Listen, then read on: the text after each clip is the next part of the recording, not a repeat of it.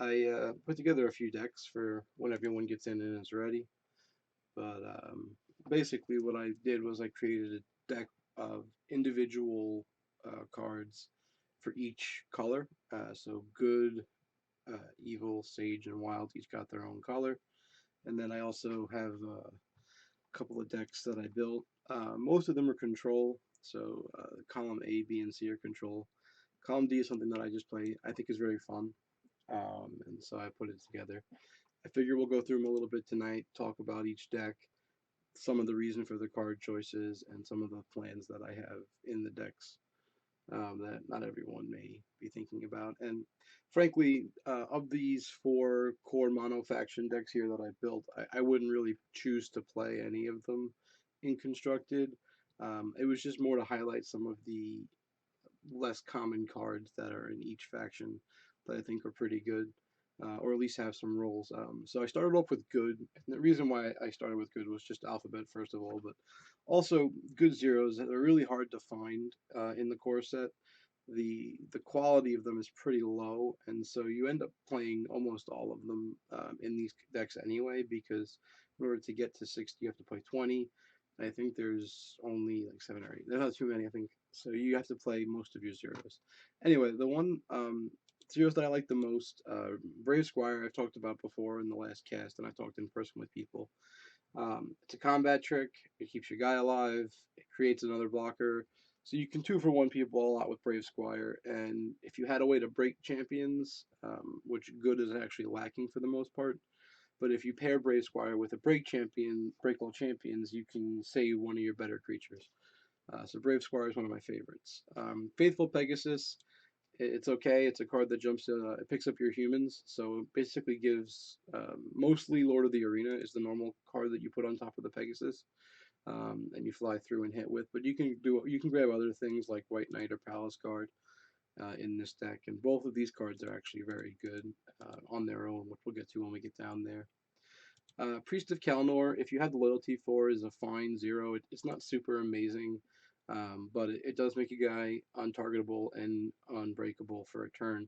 So you can play around pretty much everything but Wave of Transformation in the core set. And so that's a pretty good aggressive card at times to put on something that's attacking.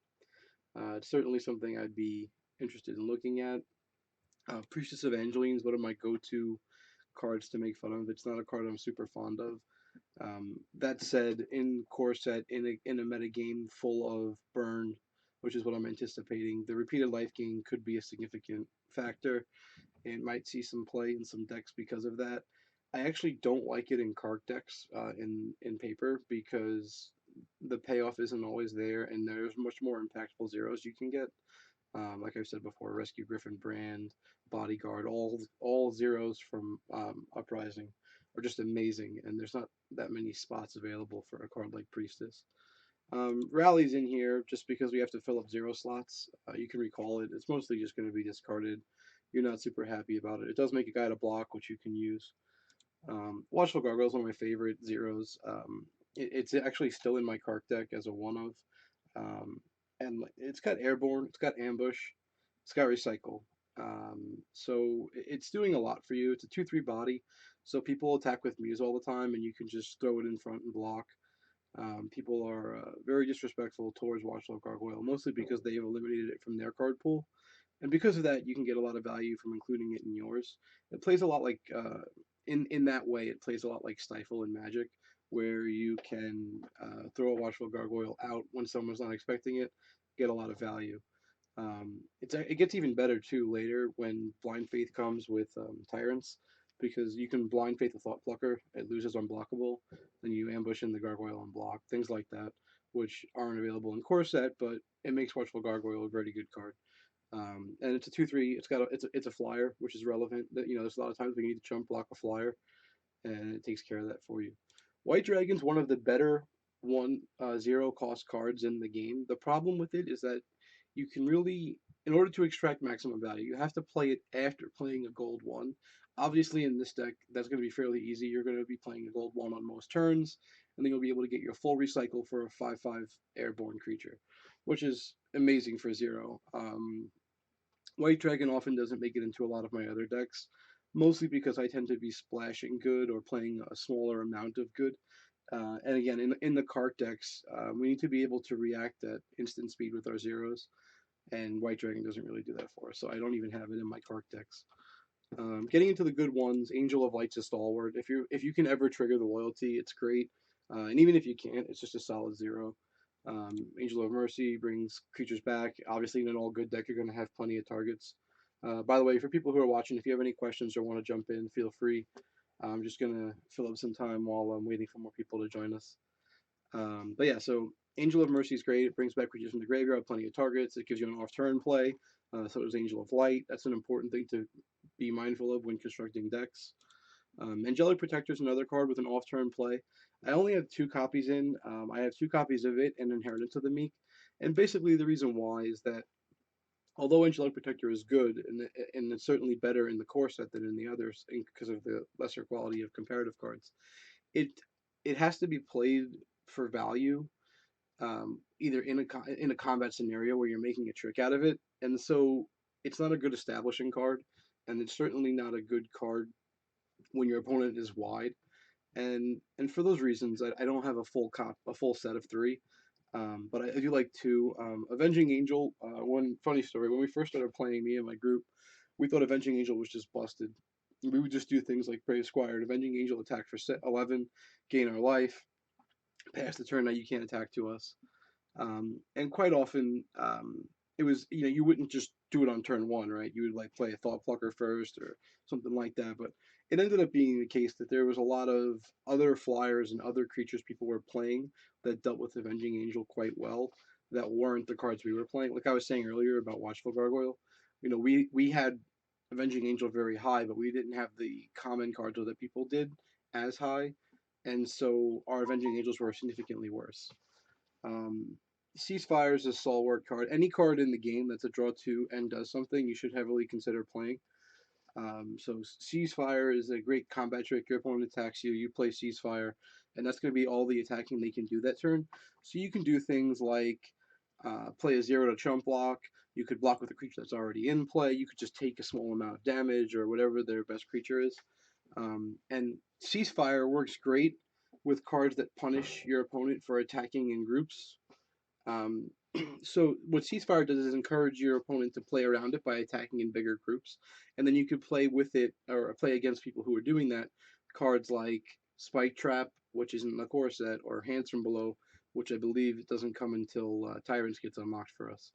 And so you want to be able to force your opponent to make decisions on how do I attack? Do I always just attack with one creature? Well, if I attack with one creature, then Ceasefire blows me out.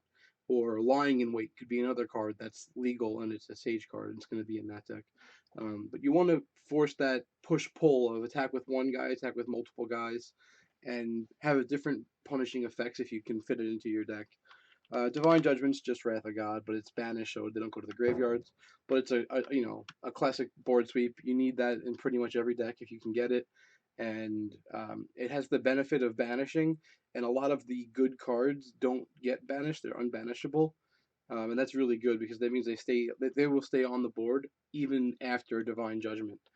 It's a pretty big effect to look for. Gold Dragon's going to be amazing in an all good deck because it gives all your good creatures righteousness, which means that you get life gain on everything, and that keeps you alive, and that'll help you out against Sage Wild, etc. High King's one of the underplayed cards. It's a repeatable banish effect. It's basically like a super royal assassin, and I really like that. I think High King, if you can support the loyalty and aren't playing the life gain game of Kark, High King does a lot of work. And again, I'm very surprised to see that no one really has any interest for the card. Banishing creatures as opposed to breaking I shouldn't say creatures, say champions, but banishing champions as opposed to breaking champions is a big difference. And the reason why is because if you can keep cards out of their graveyard, like we talked a little bit about last time, you can turn off recycle, and if you can turn off their ability to draw cards reliably, that's really good for you. Also, a lot of cards in Epic utilize the graveyard to generate value. So cards like Corpse Taker, cards like Final Task, Necromancer Lord, things of that nature. If the creatures aren't in the graveyard, they're never going to be able to trigger those effects, and that makes banishing overall as an ability or an effect a lot more powerful than I think most people seem to give it credit for. I actually have a deck that we built for Core and Tyrants, which I don't know if that format's going to be relevant or not. But if it is, it's pretty interesting. And the entire deck focus is that nothing will ever put a card into our opponent's graveyard other than Thought Plucker, or Psionic Assault, or Knight of Shadows. Everything else is just straight banish. And it really, we were playing with it like with other decks that people had built, and they were having a really hard time getting the recycle triggers, and they were running out of cards really fast. And so the games would take a very long time because our deck was really low on ways to win. We had like Alara, we had some Sea Titans, and that was, and like, our smaller creatures like High King and things like that. That, High King I think is a 0/1, so you're not going to kill anyone with it. But there's a lot of interesting effects in the deck. And again, it would be this long grindy game. It couldn't lose. It would have a hard time losing games, but it struggled to close. But it was really fun. And again, the reason why I bring it up is just the importance of what Banish can do and why High King is pretty good. Inheritance of the Meek is an off-turn sweeper, so that's pretty great. The penalty for that is that your opponent gets to draw a card, and all the tokens remain. So it's the most commonly played sweeper in the humans token aggro deck, and you'll see it in control decks. But realistically, you're going to want to play Inheritance on your turn as just Divine Judgment copies 4 through 6. But it does have the alternative to give them a card to wipe a board when you might otherwise be dying. That said, like I said, I'm not a huge fan of Inheritance in decks that aren't playing a lot of tokens. So we only have 2 copies here. We should be pretty solid on board, so we shouldn't really need it. Once again, though, it is banished, so any of our unbanishable champions will stay around. Inner Peace is a common card. If you haven't heard of it or seen it before, you'll see it a whole lot if you play in paper now. It's basically one of the core components to the Kark decks. You just gain 10 life with a recall trigger. So basically, you just play Inner Peace, gain 10 life. Your opponent does whatever they're going to do, and then you can play your reaction to whatever they're going to do and return Inner Peace to your hand, assuming that the reaction is a good card. And that's a pretty strong ability. The alternate art's beautiful if you haven't seen it. I'm a big fan. I touched on Lord of the Arena briefly, but it's a very aggressive card. It's one of the few cards in the game that has an ally trigger that's such a significant bonus to its ability. Normally, it's just a 5/5, but when you trigger the ally ability, it gets +8/+0 and unbreakable this turn, and it must attack each turn, I believe. And so you just attack with the card. It gets really big. It's very hard to deal with. Unbreakable creatures are hard to deal with. I'm a big fan of Lord of the Arena, especially if you can support the tribute, well, rather the ally. So the cool thing about it is that it has Blitz, and it also has the tribute effect. So as soon as it comes into play, it's a 13/5 and it's unbreakable. You can attack. But if you can get repetition out of that and get more triggers, that's really good. And you should always remember to make sure you announce this trigger if you play any good effect on your opponent's turn, because you might end up keeping your guy alive through a sweeper that you didn't see coming or something like that. Noble Unicorn's one of the best draw engines in the game. It's a repeatable source of cards. It's an ambush creature, so all off turn creatures are going to be amazing for you. It's a 6/6, which is a solid body. It's about average, but it's got tribute, draw a card, and whenever you play a ally ability, draw a card. And so Noble Unicorn is amazing for that. Everyone that plays any amount of good cards, let's say over 24 or 27, should heavily consider Noble Unicorn. Finally, Palace Guard. Palace Guard is enters the battlefield banished champion. It's a great effect.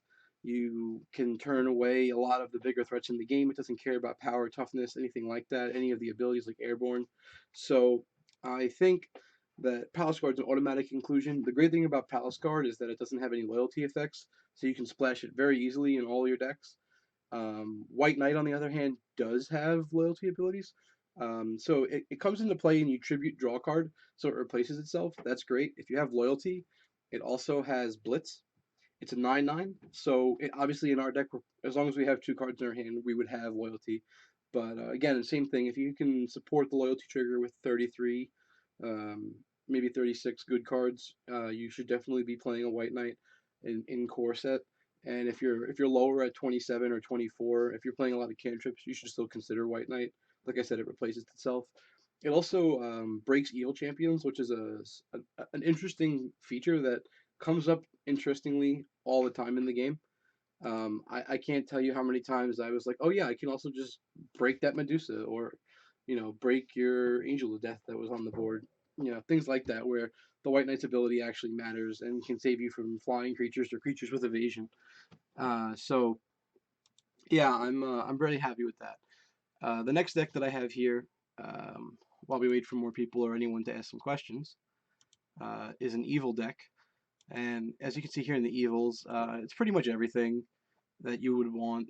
Two Unquenchable Thirst, because the extra copy will only. Oops. Trying to turn off my notifications and they're not going off. But basically, the more copies of Unquenchable Thirst you have, the worse it gets. Can I just turn this off? No, that's not what I want. Alright, give me 1 second. I'm going to hop on Facebook in the other window and turn off my notifications.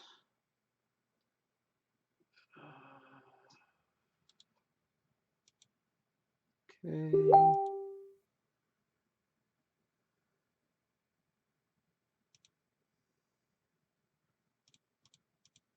There we go. Alright, sorry about that, everybody. Back to talking about this deck, though. So you can see we have Corpse Taker returns 1 gold cards back from our deck, from our graveyard pile, rather. It also banishes cards from discard. That's just discard control is a very important component to controlling the game. Dark Knight is the most aggressive card I can find as a 0. It's a 5/2 Blitz, does a lot of work. Guilt Demon is also highly aggressive. It's got Blitz, Airborne, and Ambush. Tribute gets rid of a card, and whenever it attacks, it gets rid of a card. It's a key component to splashing evil. So if you want to splash evil for things like Drain Essence, or if you want to splash evil for things like Final Task, then I would heavily consider Guilt Demon because it gives you some graveyard control and some off-turn power. It's great in control decks. Plentiful Dead, just zombies. Wither kills a lot of things that are small. It kills, the whole team if they have the same name. Word makes demons. Angel the Sweeper, Apocalypse the Sweeper. Army of the Apocalypse is probably my favorite thematic card in all of Epic. Returning all the creatures back from the graveyard is pretty cool. When I was younger, I used to play a lot of Living Death in Magic, and it reminds me heavily of that. Um, Dark Assassin, again, similar to High King, it's a card that kills a creature every turn. It's exactly basically a Royal Assassin, except it's got a much better attacking presence. And you can give it Blitz for loyalty.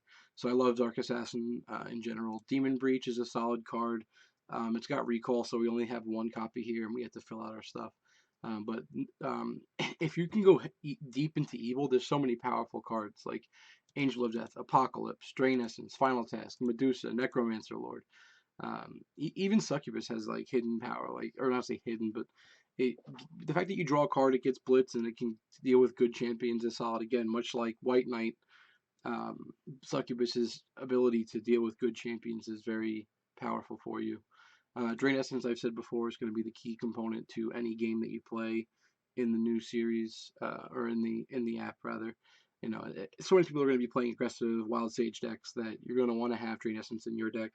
It'll just be like kill your creature, gain 10 life or 9 life, which is essentially a time walk if you're familiar with the term from Magic. But it's like you got rid of their best threat and gave yourself a buffer for the future. It's just very powerful. Um, Final Task is a reanimate spell for the turn. It breaks a champion at the end, so if you have an unbreakable champion, for instance, in this deck, Vampire Lord would be unbreakable.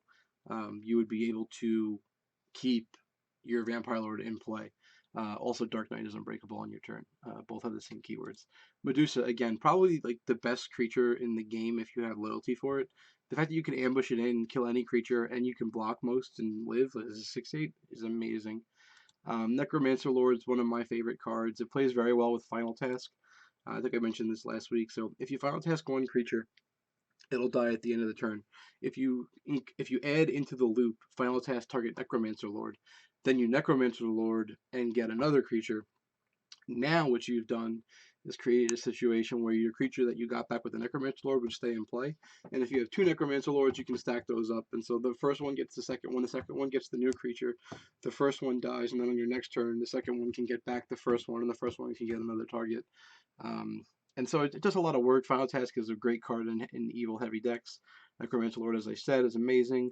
Plague's just a sweeper, and if you can ever, like against tokens, or a deck with or a situation where your opponent has a lot of one toughness creatures, if you can ever just fire it off for one damage, hit the recycle and draw a card, that's amazing. I've done it a few times, and every time I do it, I feel like I'm so far ahead. It's like I got a sweeper and a draw two, which in the game doesn't exist other than in that small corner case scenario. Soul Hunter is probably the worst card in your deck to ever cast. Like, it's so slow. It's a 5/5 body, but it does recur every turn. And if you can ever get it to be forced to discard either to hand size or to a Thought Plucker or something like that, Soul Hunter can do a lot of damage when it's free. Again, resource management is important, and it helps you break the symmetry of the 1 gold per turn. And anything that can do that is something you should consider. I touched on Succubus and Vampire Lord already. Zombie Apocalypse is just an off-turn sweeper. Zombie Apocalypse will kill any and all creatures that are breakable, and then you look to the graveyards and you bring back zombies equal to the number of creatures that each player has onto their side. So if you can do something like Amnesia your opponent's graveyard, or some other method to get rid of their graveyard, then what you can do is have a very one-sided effect where you get a bunch of zombies and they get nothing. Um, Zombie Apocalypse is a stalwart because it's an off-turn sweeper that's unconditional. A lot of control decks play it, and some combo decks even play it. Next was Sage, and like Sage is so, I won't say easy, but it's so simple to build because all the cards are just amazing. Amnesia's Graveyard Control, Force Major Apprentice's Damage, Keeper, Muse, Ogre Mercs, Spike Trap, Warrior Golem. These are all solid zeros. This is probably the only color where I really had to sit and struggle about which one do I only play 2 of, which one do I cut, things like that. The zeros in Sage are super strong. You can see here I have Ancient Chant. Again, it's probably the best card for drawing in the game. If you ever just discard it, you could recall it. You get it back. You get a card that you draw. Um, you can do things where you recycle it. You draw a card that way. It's basically the best draw two in the game. Now there are other things in the game that have alternative abilities that are more powerful in situations. But if you're ever just drawing cards, Ancient Chant's the one you want. Blue Dragon is just good board control. It's a flyer and it's repeatable damage. Crystal Golem is an off-turn play. They're always important. It's also really great with Crystal Golem is you can block your opponent's creature, and because it's untargetable, it's very difficult for your opponent to interact. And then before damage is dealt, you can sacrifice it to draw the 2 cards. And as long as the creature that you're blocking doesn't have breakthrough, you stop that damage from happening to you and get the value of drawing 2 cards.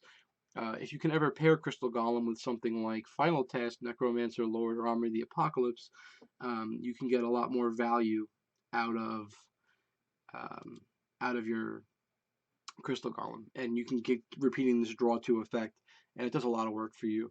Gin of the Sands is a Tom Sorensen special. He talked to me about it a lot, and I love Gin of the Sands. It's an ambush creature. It's got flying. It gets 3+1/+1 counters. You can take 1 off per turn to draw a card for the cost of expending it, or you can just attack with an 8/8 Airborne Blitz. It's a very solid card. Again, when I first saw it, very underrated. Tom talked me into it. I love it. Erase is probably the card I saw, and I was like, this is the best card ever. And I've come down on it from there, but it's still in the upper echelons of the Epic Pantheon. It's just return a creature to your opponent's hand and draw 2 cards. And like that's a really important effect. If you can ever catch someone playing a slow champion, or even better, a champion without a tribute effect, just erasing it is such a huge tempo swing. It's like basically your opponent negates their turn, so they've netted 0, and you put an extra card in your hand, so you're up 1. And so like anytime that you're winning that kind of battle, it's great for you.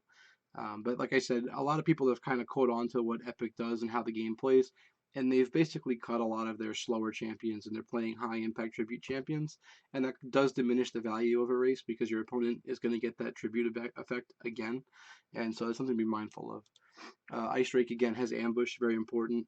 It plays similar to Ceasefire in that if your opponent attacks with 1 creature, you can ambush in the Ice Drake, tap the rest of their team, make the block, and now you're safe for another whole turn cycle. So Ice Drake is a card that punishes your opponent for attacking single, right? And up here we have Spike Trap, which punishes for attacking in groups, and we have I ended up cutting the Lying in Waits from this deck, which weren't here originally. But if I did have Lying in Waits, that would be another card that would punish for attacking as a single unit. But it's just something to keep in mind when you're playing Epic is what can punish me the most and what can I benefit the most from. Also, for people who have joined recently, if you have any questions, please feel free to throw it in chat. I'll talk back with you. Anything you want to know about, I have some other stuff here too, and we'll get into control decks, things like that. Um, Juggernaut is a great aggressive creature. It's got Blitz, Breakthrough, Unbreakable on your turn. If you can hit Loyalty on it, you draw a card. Drawing is amazing, and so you know it's just a very aggressive, powerful card. It forces your opponent to have specific answers, and those answers are usually hard to come by or cost a gold. And the combination of that means you're usually going to get damage out of Juggernaut. And if you don't get damage out of Juggernaut, you're definitely going to get their gold, and that's a really big deal for you. Anytime you can just push through and force them to spend their gold on things they don't want to, it's always going to be a win. It's one of the few cards that you can lead out with and be pretty confident that your turn's going to go well. Memory Spirit, I have 3 copies here. I've played 2. I've played 1. It comes into play. You get a card, spell back from your graveyard. You can get zeros back with it, which is important to note. But you often end up getting a 1. Every now and again, I've gotten like Amnesia to control a graveyard, or a combat trick that I needed. But it's a 5/4 ambush again. Off turn play is very important, so you can't go wrong. Psionic Assault. It's a discard spell. It also has recall, so it's like Thought Plucker protection. If they ever play Thought Plucker on you, you could discard it, play your next card, return it back to your hand, and you've negated part of the Thought Plucker advantage, right? Because Thought Plucker inherently is a +2. If you can use this card, make it into a +1, and it severely limits the value of Thought Plucker. If you have a recall effect or some way to punish a Thought Plucker, you can let it live and let them attack you. And again, if you're discarding things like Soul Hunter or Psionic Assault or Inner Peace, Plentiful Dead, things like that, the 1 damage doesn't really matter all that much, and the card in their hand can only matter if the game goes long enough where their card selection will beat your card quality. And so, because Thought Plucker is only a 1/1, it takes a long time to close the game. And usually, the idea is to close the game by taking away your opponent's hand.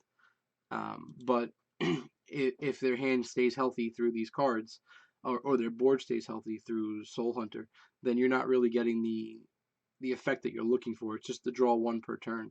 And while that's not bad, it does cost you a gold. You can get a similar effect from Muse for 0, right? So it's something to be mindful of when you're playing. Sea Titan's probably the best pound for pound creature. It's 11/14 untargetable. When it tributes, it bounces a creature, which is just insane. It is all but unkillable with playable creatures in core. Like no, the only creatures I think that can kill it are like a pumped up wild creature or a pumped up creature, the burrowing worm, a sea hydra that's gotten bigger. Like it's very difficult to deal 14 or more damage. Most things are smaller. I think the rampaging worm is also bigger.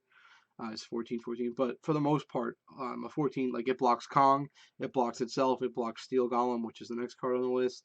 Blocks a lot of big things, Triceratops, etc. And so it's really hard to deal with because it's also untargetable, which goes double for Steel Golem. Steel Golem is untargetable, 13/13, loyalty 2 Blitz. It's one of the most aggressive opening starts in the game. If you can just go turn 1 Steel Golem with loyalty attack, it puts your opponent into a huge, huge hole, and they have to be able to respond effectively. And a lot of the best cards for doing that aren't legal yet. So in Tyrants, you get Urgent Messengers, which is put 2/1/1 humans into play, draw 2 cards. So once that card's legal, like Steel Golem loses a lot of value because like it's easy to put 2 blockers down and you draw 2 cards, so you're way ahead in the game. Um, but Steel Golem is very aggressive. Anthony Lowry played it at the first chance qualifier on Monday at Worlds, and he top forward with it, losing to Hampus Eriksson. But the card's very aggressive, and if that's your style of play, then you should definitely look into Steel Golem and into a heavy Sage deck.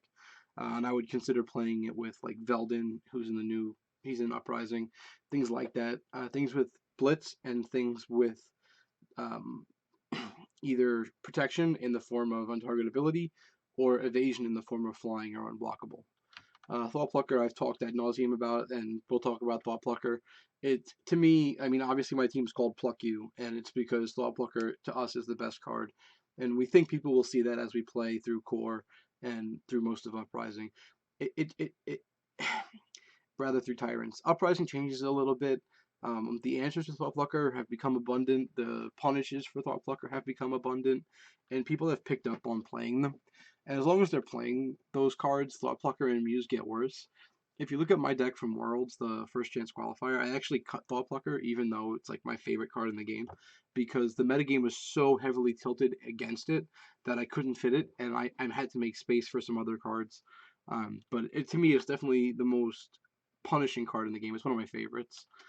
Time Bender, it's a mana war. You put into play, you expend it to bounce 1 gold. It's just a solid card if you have loyalty. It's again off-turn play; those are important. Winter Fairy, another Tom pet card, comes into play. You draw a card, which is the tribute. If it's broken, you draw another card, and whenever it deals combat damage to an opponent, you would draw a card. It's got Airborne, so as long as banish effects, like I was saying earlier, are not high in the meta, Winter Fairy is a great stage card. If Banish starts to pick up, Winter Fairy's value goes way down. Lastly, we'll get into Wild. Talk a little bit. Oh, I need to go up here. Yeah. Oh, did I not click the right thing? Okay, there we go. Wild. I'm not gonna lie. Wild's my least favorite color combination. It doesn't have a lot of the playable tricks that I like to have, and the creatures are very much just big and obnoxious, which some people love, but I feel like they lack the subtlety that I play the game with. And I don't get the maximum value out of their robust nature. But we got Cave Troll. It's a recall 5/3, very aggressive card. You need to be careful to not get it banished. Don't play it unless you really are going to be attacking with it the next turn, or need to block with it. Just playing it out there is usually a weaker idea, because if your board gets banished and then amnesiaed, it's very punishing to you, and you want to make sure you have it often for loyalty triggers. That's been my favorite part about Cave Troll, is like I would discard it to cards like Thought Plucker, Psionic Assault, and later Night of Shadows.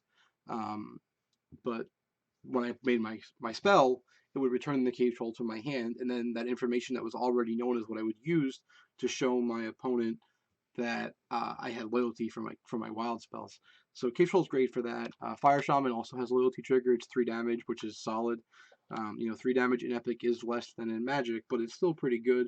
And it combos up with a lot of other effects to make sure your opponent's creatures die, which is nice. I definitely love Fire Shaman in heavy wild decks. Again, if you're at 33 or more, you're probably playing Fire Shamans and Cave Trolls. Fireball and Flash Fire are the removal suite.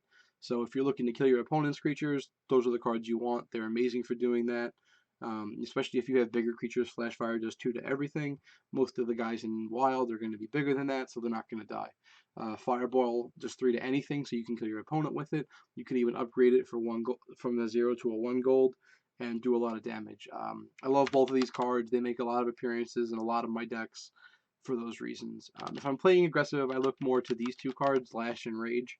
I actually think that Rage is probably the most undersplashed card in all of Epic, and I think it's one of the least appreciated cards in all of Epic.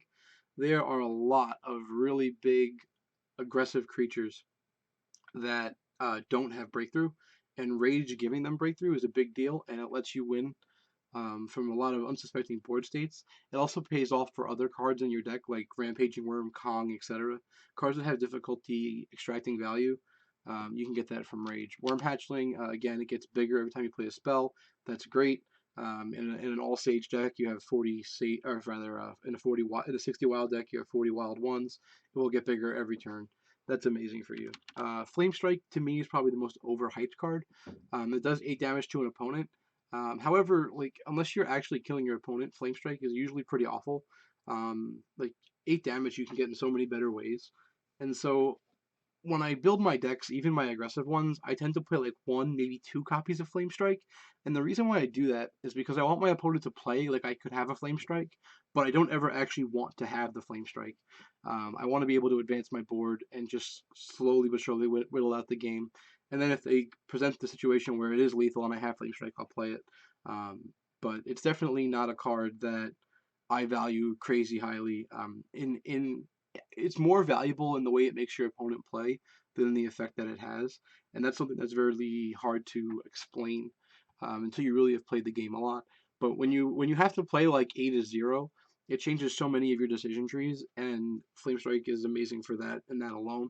But you'll see later in a lot of my aggressive decks, I play one, maybe two copies of Flame Strike. I don't ever play the full three. Hurricane, and again, in a deck with a lot of big creatures, 9 damage to everything doesn't kill things 10 or up, so that's a great effect for you. It also has the draw 2 mode. Anything that has draw 2 is a pretty solid card, and one-sided sweepers are even better. Kong, probably like the second or third best creature in vanilla. I mean, it's a 13/14, comes into play, deals 13 damage. I mean, it's, king of the jungle for a reason, right? I love Kong. He makes appearances in all my decks. Heavily splashable, high impact. Lightning Storm has recall. Otherwise, maybe we'd be playing another copy. But 6 damage divided any way you choose is a great way to control the board. It's a great way to spend your gold and keep your hand size up. Lurking Giant, off-turn plays, big creatures, big bodies. Mighty Blow, make a guy unbreakable. So if you put it on um, on a creature with breakthrough, you do a lot of damage. I love Mighty Blow. It's a very good card. Pyromancer, off-turn plays, ways to spend gold that aren't through cards. Raging T-Rex is probably the most classic example of a card in the game that people play. It's a 12/10, draws 2 cards, huge, survives through Hurricane, which is important. Has to attack every turn, which can be a drawback. We've seen people have issues where they have a Soul Hunter in play and actually have to kill themselves by attacking with a Raging T-Rex on repeat. Rain of Fire, 5 damage, 4 damage, 3 damage. You must choose as many targets as possible. So if it's just you and your opponent that are alive, you're at 4, they're at 5, or rather you're at 3, they're at 5. You can play this and it's actually a draw because it's 5 and 3 is 0. So you gotta be careful with that. You have to choose the actually I think you have to do it in the order that they're on there. So I think it's 5 and 4. But yeah, you have to play all the targets you can. So if you have one creature in play, you can choose, your opponent, and the creature. If they only have one creature in play and you have no creatures, same thing. You'll have to end up burning yourself for 3. So be mindful of that when you play the card. Rampaging Worm is probably the best punish for your opponent's gold down in core set. So if they spend their gold on your turn before you do, you can then attack for 14, which is a pretty big aggressive card. And there aren't too many ambush zeros out there. There are a couple, but there aren't enough. It's a great punish. Sea Hydra draws a card, replaces itself, gets bigger, has recall. It's a solid card. It's often not played because it's outshined by a lot of other things. And in the wild, heavy decks, it's a little slow and really needs the help of surprise attack to get big. But it's a great turn 1 play. It's just you don't really want to have a card in your hand that you only want to play on turn 1, or mostly only want to play on turn 1. Strafing Dragon's probably the most important card in the entire archetype of modern Stage Wild decks, or Wild Stage decks. It is an off-turn play that does 5 damage immediately. It also has Blitz, so if you play it on your turn, it can attack immediately. It's just an amazing card, and it's probably the best card against the Kark decks. It's so powerful. Surprise Attack I talked about a lot last time, and I wrote a bit about it in my article, but it's a great card, does a lot of work, but in the end of the day, I'm not a huge fan of Surprise Attack. Um, Tom rebutted back to me, some of the things about him wanting to put a card in his graveyard, and that the best, or like the average scenario is fine for him. For me, if I end up playing a slow champion on my turn off a surprise attack just to put a card in the graveyard, I feel like the surprise attack could have been something else that would have advanced my board state.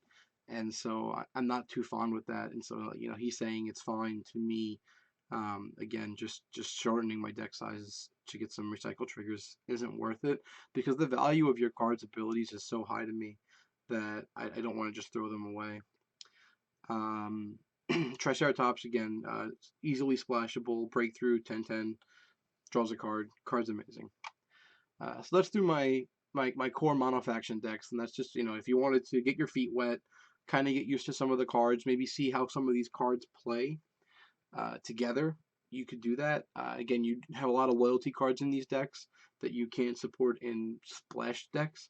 But a couple of people had asked me about my insight on control in core, and that's really where my expertise lies. And so this is what I call vanilla control. And basically what this is a deck that has a bunch of strong, powerful effects. Nothing about it is techy or super amazing, But if you were to ask someone to collect the best cards in Epic, put them into a pile, um, for control, that is, I think it would be something like this.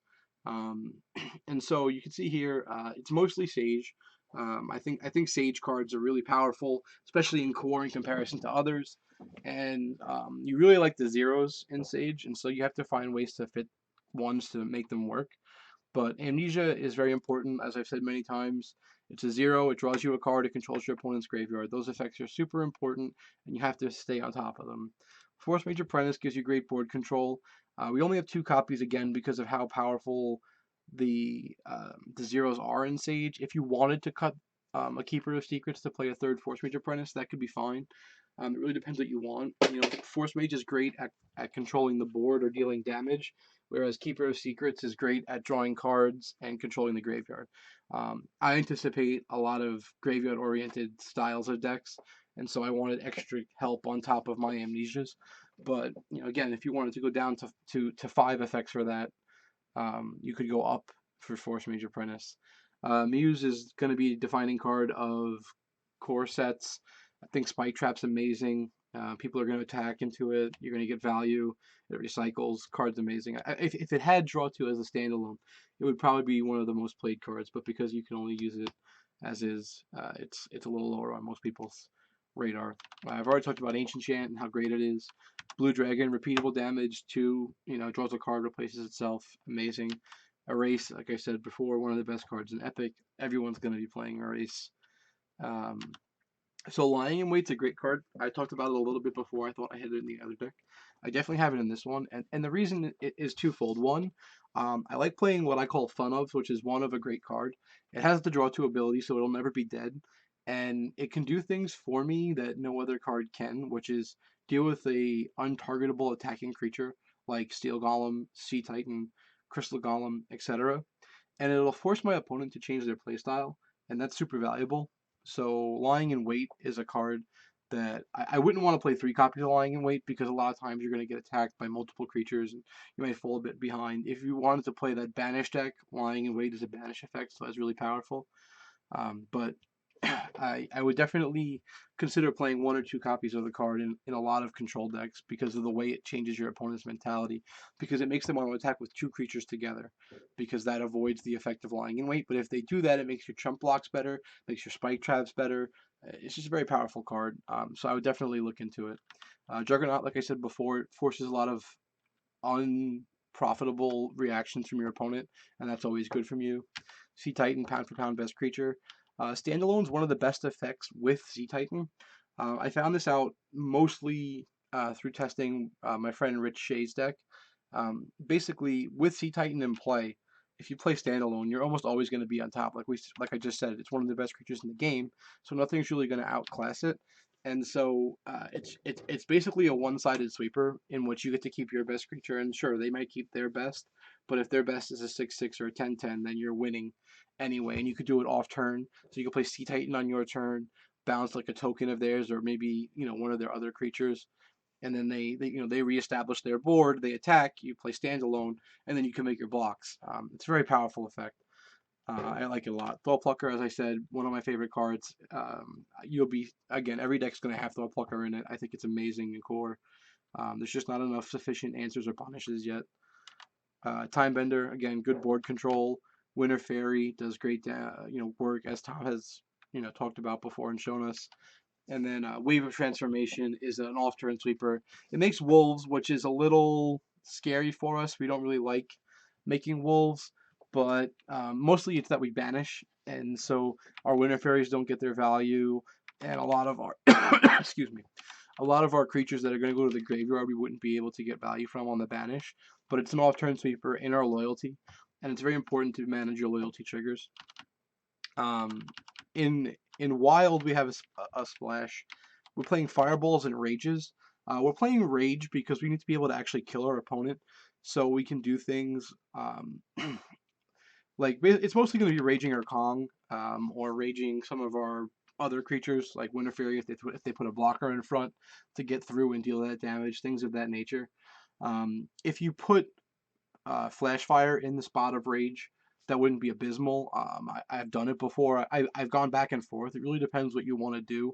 Flash Fire is more defensive, Rage is more offensive, and I think in the early stages of the open beta or open alpha, I guess, or closed alpha. I can't even speak correctly, but anyway, the closed alpha, aggression is going to be your friend, even as a control deck.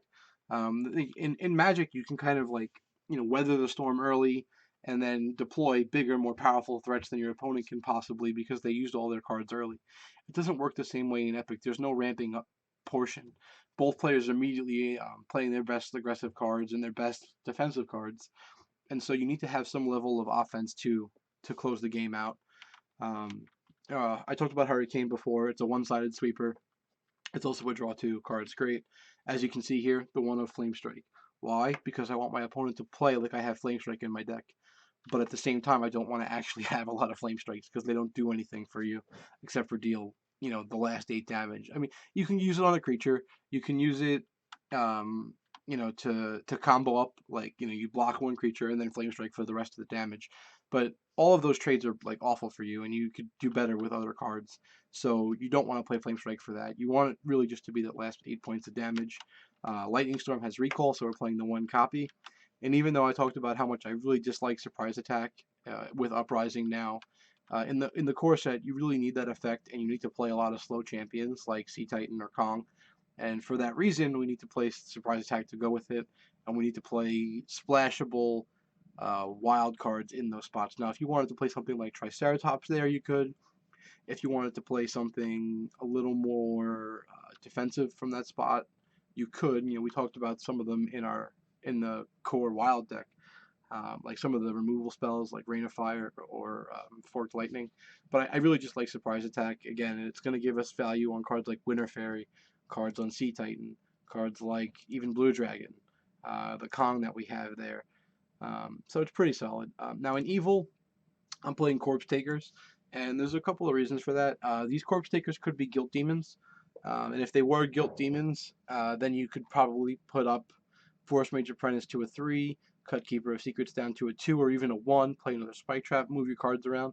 But I like Corpse Taker because it's going to encourage our opponent to blow their amnesias early or to play their cards ineffectively. And if they don't do that, we get to rebuy all of our high-powered creatures. We have a bunch of strong ones that we want to get back. Juggernaut, Sea Titan, Thought Plucker, even Winter Fairy, Time Bender could be huge for us, Kong, and all these cards just coming back and being able to replay are awesome. And it also does have graveyard control. And like I said, I think it's an important element to the control player's game in this, not only to prevent graveyard shenanigans, if you will, but to also prevent recycle triggers to keep the card advantage flowing. And I've talked about Drain Essence being one of the best cards in the game, and so there it is. And then lastly, Final Task. This card could be anything that you want it to be. You could play Apocalypse, which is the sweeper. You could play Zombie Apocalypse, which is the off-turn sweeper that makes zombies. You could play... you can play a lot of different things there. We talked about them in the Evil deck, right? We could play... Plague, right? I talked about how important that was. So those are the main ones. But yeah, I think this deck, the vanilla control deck, is a very good option for someone who is newer to Epic, likes the control role, and most of the cards here are pretty straightforward. Like Blue Dragons, probably and Lying in Wait are the most controversial, and I think they're very solid cards for the reasons I outlined. But if you wanted to maybe step out of your comfort zone a little bit, or try something a little bit more meta-oriented, this is what I call anti-plucker control. And so we built this deck, like I said earlier, we thought Thought Plucker was the best card in the game, and that everyone was going to be using Thought Plucker, so we tried to build a deck that would stop Thought Plucker from being effective, and this deck does that very, very well. This deck can pretty much ignore an active Thought Plucker and not care. We have 3 Plentiful Deads, so again, we're going to be returning them, playing them, and 1 life to return them is not that big of a deal. We also have the 3 Soul Hunters, and that's amazing for us, and we have 3 Ancient Chant. So you can discard Ancient Chant to a Thought Plucker, and then if you recycle it or recall it, you negate the card lost. But you can see here again, Corpse Taker and Guilt Demon, Graveyard Control, very important. Wither, it's one of the best removal spells. and then Unquenchable Thirst. The deeper you go into evil here, we're 42, the better Unquenchable Thirst gets. That said, the second copy of Unquenchable Thirst is much worse than the first copy, and the third copy is almost abysmal. You have to be very deep into evil to justify a third copy of Unquenchable Thirst, and even then, I would argue you could find better cards. Um, but in this case, it's great. It's a zero cost answer. It guarantees that it kills Thought Plucker because it's 1 damage no matter what, and it can also be upgraded to kill Muse. And I've killed, you know, as I've killed Rampaging Worms with it, in a deck like this. So it's an amazing card. Any card that scales is really good in a control deck because the game's going to go longer, and so you're going to get the full value of that scaling. Be mindful of an opponent's possible amnesia. You have to be aware that you could lose your entire discard pile at any point, and so play like that. If they present you a juicy target, use your Unquenchable Thirst before you lose all your cards to an Amnesia. As we talked about in our evil talk, Angel of Death. It's a Wrath of God that leaves a 6/5 flyer on the board. It's amazing. We definitely want that card. It also plays great within the final task because you can reanimate it and it'll wipe the board again. Or Necromancer Lord. Obviously, you would lose your Necromancer Lord, but if you did a situation where it was final task onto Necromancer Lord onto Angel of Death, your Angel of Death would still live. So that's kind of what I was saying before about how good final task and Necromancer Lord play together. Army of the Apocalypse is one of my favorite cards. If you have a lot of blitz creatures, it works really, really well. Or if you have a lot of creatures with strong break effects, you can really get a lot of value out of it. So here we have Soul Hunter, which if it's in our graveyard is likely coming back anyway, but again, it has a strong break effect. If Murderous Necromancer or Necromancer Lord survive a turn cycle, they're obviously super amazing. And getting 2 creatures back forces your opponent to have a sweeper or something like that. Our Guilt Demon has Blitz, so you could attack the turn that you cast Army. And our Crystal Golems can be broken for 2 cards. Again, this is a deck that doesn't really abuse Army. We'll get to, I have one of those later. But you can definitely use it for value. If you wanted to cut it here, you could play something like Plague as a sweeper. That'd be fine. There are other evil cards in there that you could play that would fit fine. You could even try some of those creatures I was talking about, like Dark Assassin, that would control the board. But this is a deck that really just hates on Thought Plucker and what those decks are trying to do. Like a Thought Plucker Psionic Assault deck is going to have a very hard time closing against this. You have the Drain Essences to buffer your life. If they make you discard creatures, you can bring them back. Zombie Apocalypse, get value for all the cards they put into your graveyard. That said, even though we're being anti-Thought Plucker, we still are going to play Thought Plucker because it's amazing. So we have 3 copies of Thought Plucker. We have the Ancient Chant because, again, if you're drawing cards in Core Set, you want to be playing Ancient Chant. I still think that Ancient Chant is going to be around forever, especially with Lesson Learned. Like that synergy is amazing. My team had found it, and I was hoping that no one else would because no one talked about it. And then a couple of people mentioned it to me at Kineticon that they had found the interaction independently. And so I knew everyone was going to find it. And once they did, it was going to take over drawing effects in the game. But Lesson Learned doesn't come out until Uprising, so we have to wait on that. I'm also playing Memory Spirit in this deck. Again, Memory Spirit punishes Thought Plucker. Oh, hey, how's it going? How you doing tonight? So Memory Spirit punishes Thought Plucker because they make you discard your cards, you get it back. If it's Ancient Chant, it's even better because they make you discard the Ancient Chant, then you bring it back and you draw a card off the Ancient Chant. Things like that. And Psionic Assault is a one of. It does have an ally effect, which is somewhat difficult to pull off in an 18 Sage deck. Right, we only have 11 ways to trigger it. That said, Ancient Chant does have recall, so it's reliable in that we can get a 1 Sage card in our hand fairly often. But more importantly, we're mostly just playing it to discard to a Thought Plucker and then to pick back up when we play one of our other cards that has Sage 1. And all of this is just a design to keep our hand size high and our threat base heavy. And so, I would really only play this deck if Thought Plucker or Psionic Assault was tier 1, like super big, everyone was playing Thought Pluckers. This is probably one of your better ways to beat it. Further, though, if you wanted to look at something else, I have another deck here that I built. Of course, I'm playing around with these filters. So I call this 187 Control, which is an homage to the police call for homicide. And basically, it's a bunch of tribute creatures that get rid of your opponent's creatures, or like really great enter the battlefield effects. So the key cards are the Sea Titan, the Kong, and the Palace Guard, right? So all three of those creatures are super slow, so we have to play Surprise Attack to get them to have super value. But this is one of my favorite decks. I played it for a very long time. Um, and again, you can see here we have 2 Amnesia, 2 Keeper, 3 Muse, 2 Spike Trap. Um, the non-Muse cards are negotiable. You could play 3-1-2, 3-3-1. Like there's so many different ways that you could, or 3-3-0. You could do this however you wanted to play your cards. I like having a variety of zeros to make my opponents play differently. Oh, did they add it to the Twitch directory? Awesome. I need to add that to my thing. I have it on Eternal because that was the last game I played. I tried to find it on Monday and it wasn't there. Um, just responding to chat. If anyone has any questions or any suggestions, feel free to hop in. But I'll have to update this to include Epic Card Game. But yeah, so Ancient Chain again, Erase again, Lying in Wait. Like I said before, you want to convince your opponent to attack in groups. And then Spike Trap, you want to punish them for attacking in groups, right? The cards play together. Psionic Assault, Sea Titan, Standalone. Again, I was talking about the interaction before. Sea Titan Standalone is one of my favorite setups to put together. Thought Plucker is going to be in almost all of my decks. Again, this deck needs the rages. I remember how I said the original control deck over here could play Flashfire. This one needs rage because we're playing Kong, we're playing Palace Guard, we're playing a bunch of zeros that have a hard time finishing, and the rage gives us the breakthrough to punch through, and it'll often keep our guy alive. So we definitely want to play the rages. Flame Strike, 1 copy again, same thing. Oh, awesome!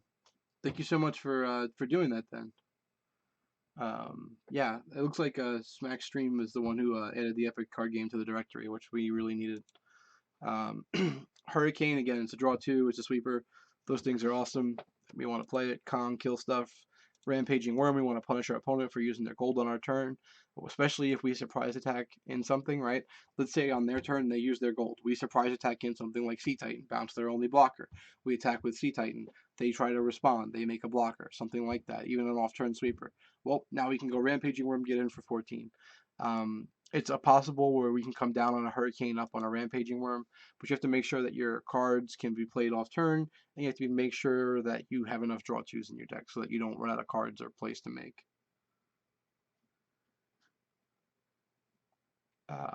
And then the Evil Splash, Final Task, Drain Essence, Guilt Demon. Again, you'll find that most decks are going to have 3 Drain Essence. They're going to have 2 copies of an Evil card to get at least 3, or a 3rd copy if they want another. This deck is another one where these Guilt Demons could be Corpse Takers. You could do some kind of split 2-1, 1-2, however you want. The Guilt Demons are more aggressive and they have more graveyard control. If you look up here, I cut one of the Amnesia copies because and one of the Keeper copies. Because of that, I wanted to have more immediate on hit um, graveyard control in the form of Guilt Demon. But if you wanted to play, again, Corpse Taker here, then you might want to come up here and add a Keeper, add an Amnesia, maybe cut some Spike Traps, something like that, or work your cards out so that you make sure that you have strong graveyard control. Again, as a control player, it's critical to manage the graveyard. You want to turn off recycling as often as possible. Leave 0 or 1 card in your opponent's graveyard whenever you're passing priority. If you can manage that, you're going to find that a lot of their draw engines are going to fall apart because they really need to use their recycle to keep their hand size up. They're built on that. They're not built with a lot of draw 2s. And if they are spending their time draw 2ing, you're gonna be able to pull ahead because you can advance your board or punish them for drawing. Even if you draw cards when they draw cards, you end up doing it better because they haven't attacked you. So if you can do that on their turn, it lets your slower creatures like Kong or Sea Titan pull ahead.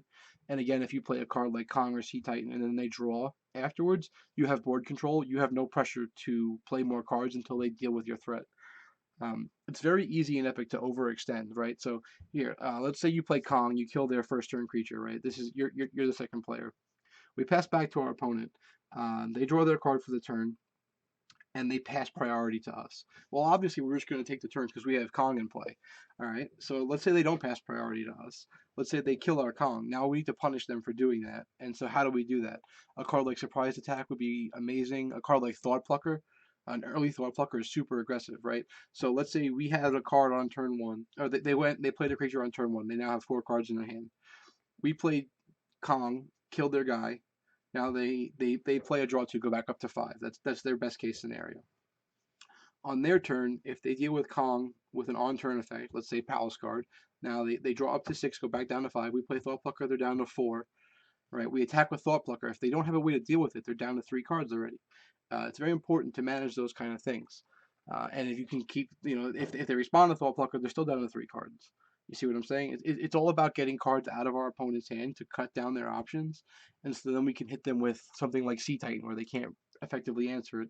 They have to have a full-on sweeper, or they have to have a creature that could block it.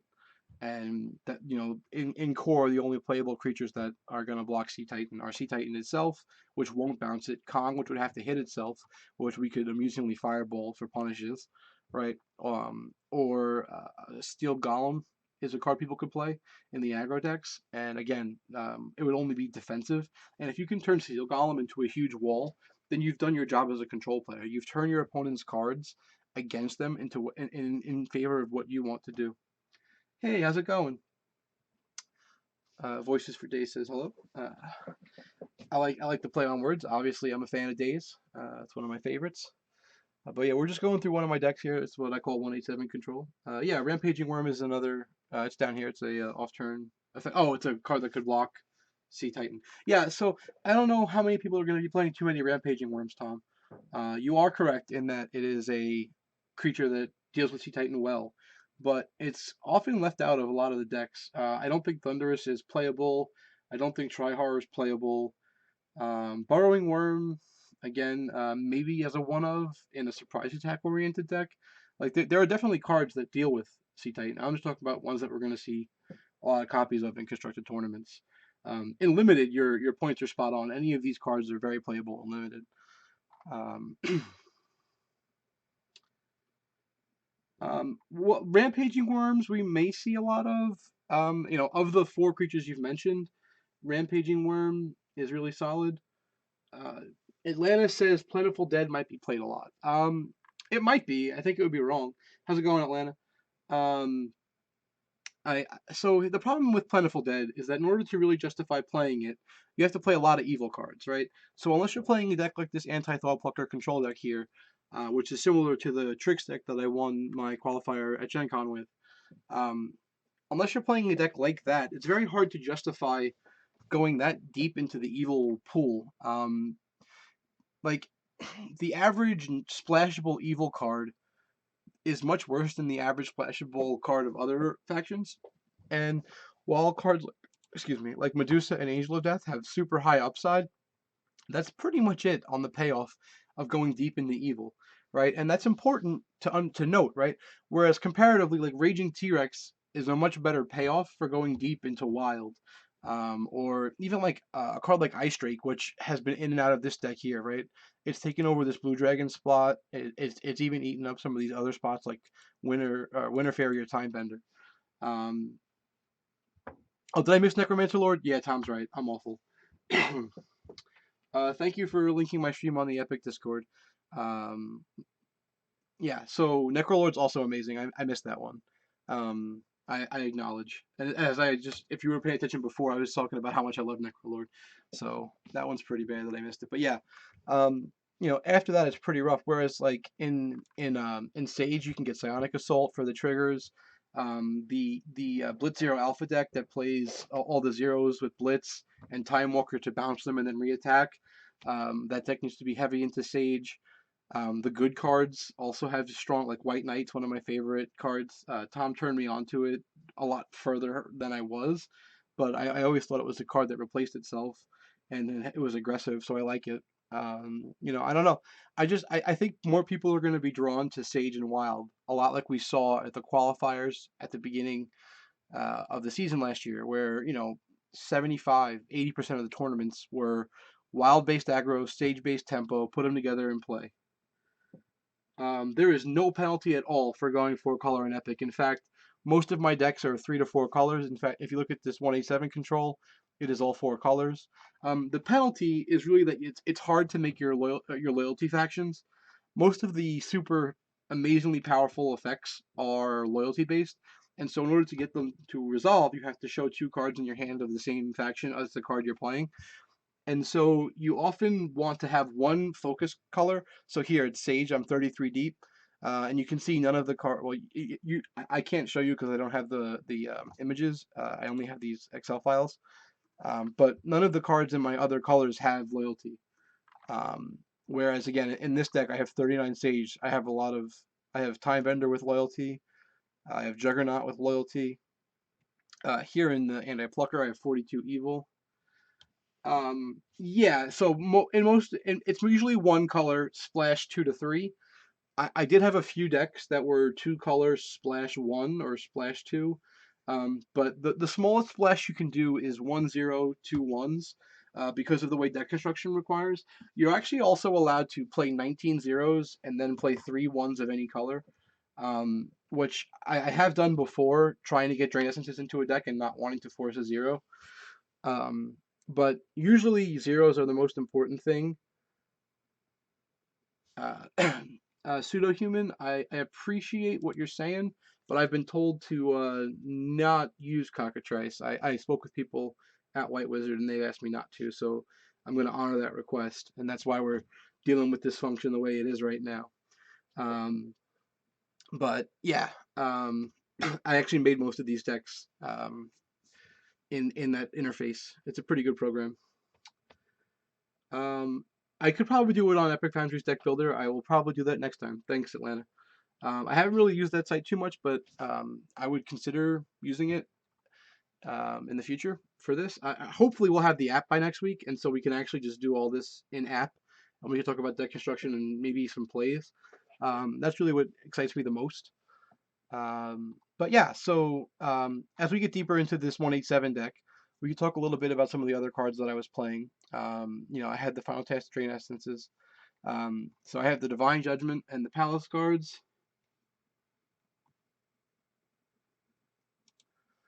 Divine Judgment, the Palace Guards.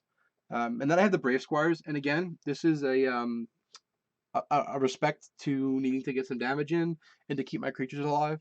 So you could do something like Brave Squire or Thought Plucker, which is one of my favorite plays. You basically guarantee that you're going to connect for 6 damage.